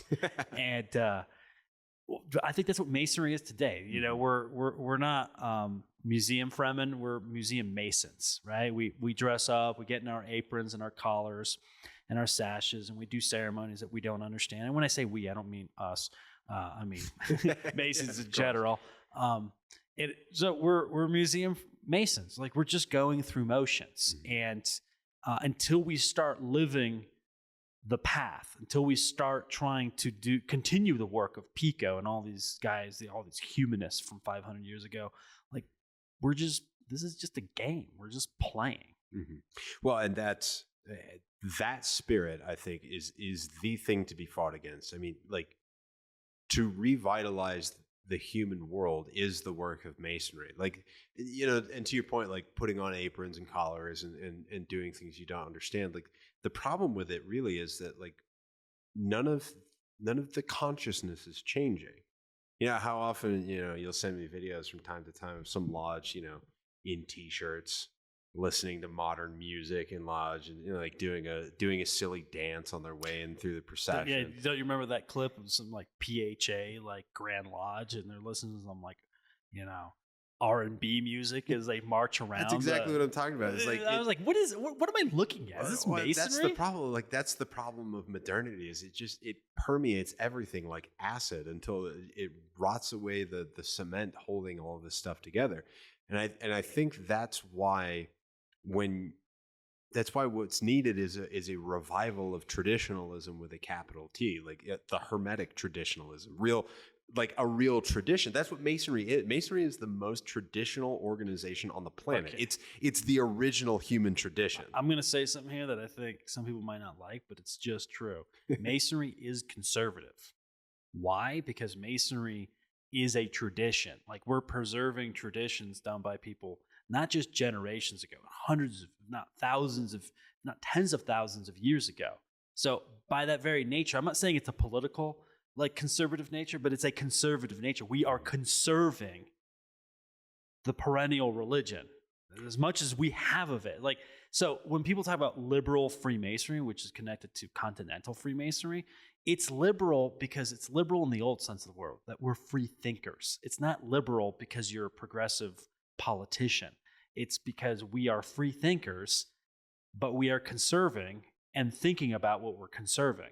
Well, what's interesting about that is that, like, the periods of human flourishing, the Renaissance, the Hermetic revivals throughout history, any kind of like religious movements that actually do improve the human condition, all of it comes from the rediscovery of tradition.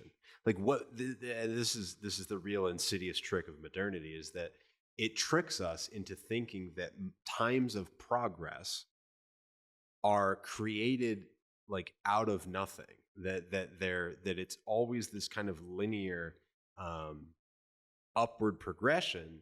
But really what progress is the stripping away of this kind of newer degraded thought and revealing the vibrant tradition that lives in the heart of humanity at all times. So, like, what we think of as progress is not discovery, it's rediscovery.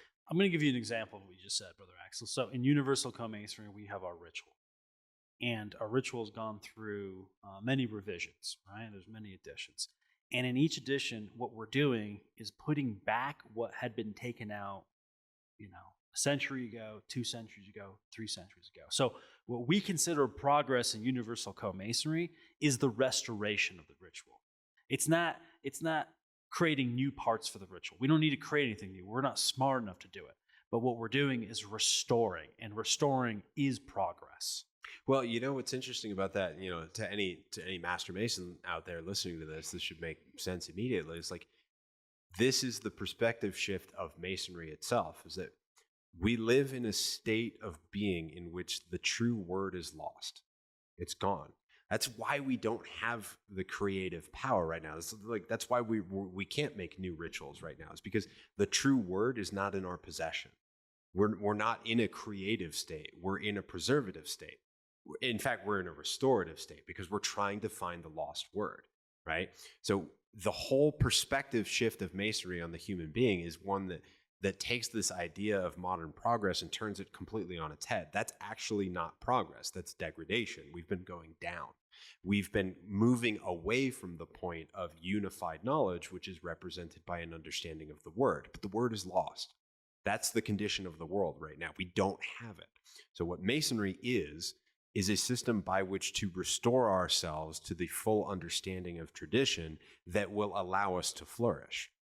Everything that we do outside of that endeavor, scientifically, philosophically, spiritually, musically, like whatever domain of human activity that covers, like if we're not attempting to restore perfection, like we don't understand what we're doing, and our efforts are doomed to failure because like we're not it's like what we were saying at the very beginning of this episode. When your premises are flawed, your conclusions are completely wrong and frankly deranged because you've started from entirely like you're facing 180 degrees in the wrong direction.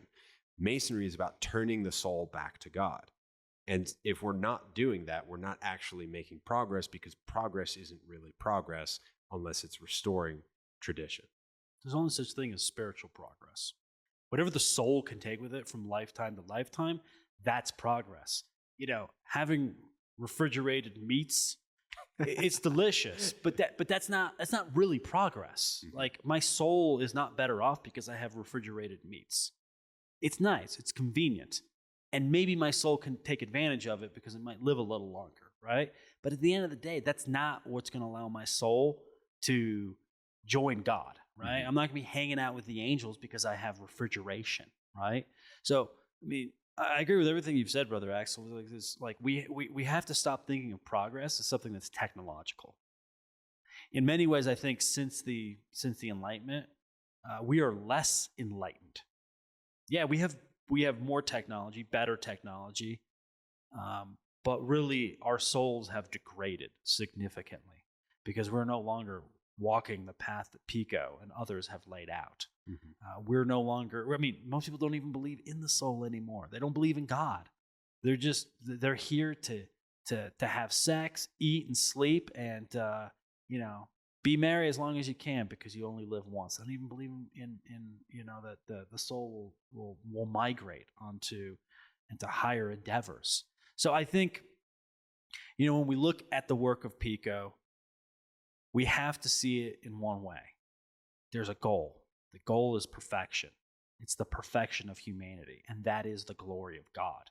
And if that's not what we're working for every day in our lives, in our career, with our family, in our church, with our children, then I think we're basically just blind men wandering around, staggering, hitting walls, tripping, falling, and we're never going to get anywhere because we don't even know what direction we're walking in. To the glory of God and the perfection of humanity, right? There's one aim of human life. And until we find it, we'll be forever wandering in darkness. So we're going to leave our listeners with not our own words, but words that are far more beautiful about Pico. And this is Russell Kirk, who wrote kind of an introduction to on one of the translations for the orations on the dignity of man. And it basically encapsulates everything that we've said and a warning of those that don't walk the path. The humanist does not seek to dethrone God. Instead, through the moral disciplines of humanitas, he aspires to struggle upward toward the Godhead. But the seed of hubris, overweening self-confidence, was sown, and a time would come when man would take himself for the be-all and end-all, and then nemesis would be felt once more. And the end, however, is not yet. It has remained for us of the 20th century to look back upon the course of this hubris, diffused over all the world, and to see the oratorical aspirations of the humanists transformed into the technological aspirations of the modern sensual man, and to glimpse the beginning of the catastrophe, perhaps in a handful of dust over Hiroshima, or in the leaden domination of the Soviets, or in the pornography and hysteria of the corner newsstand. Thank you for listening to Legends of the Craft.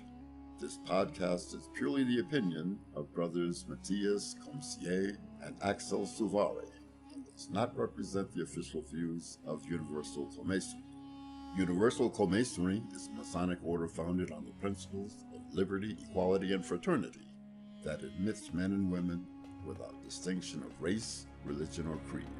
For more information, please visit universalfreemasonry.org.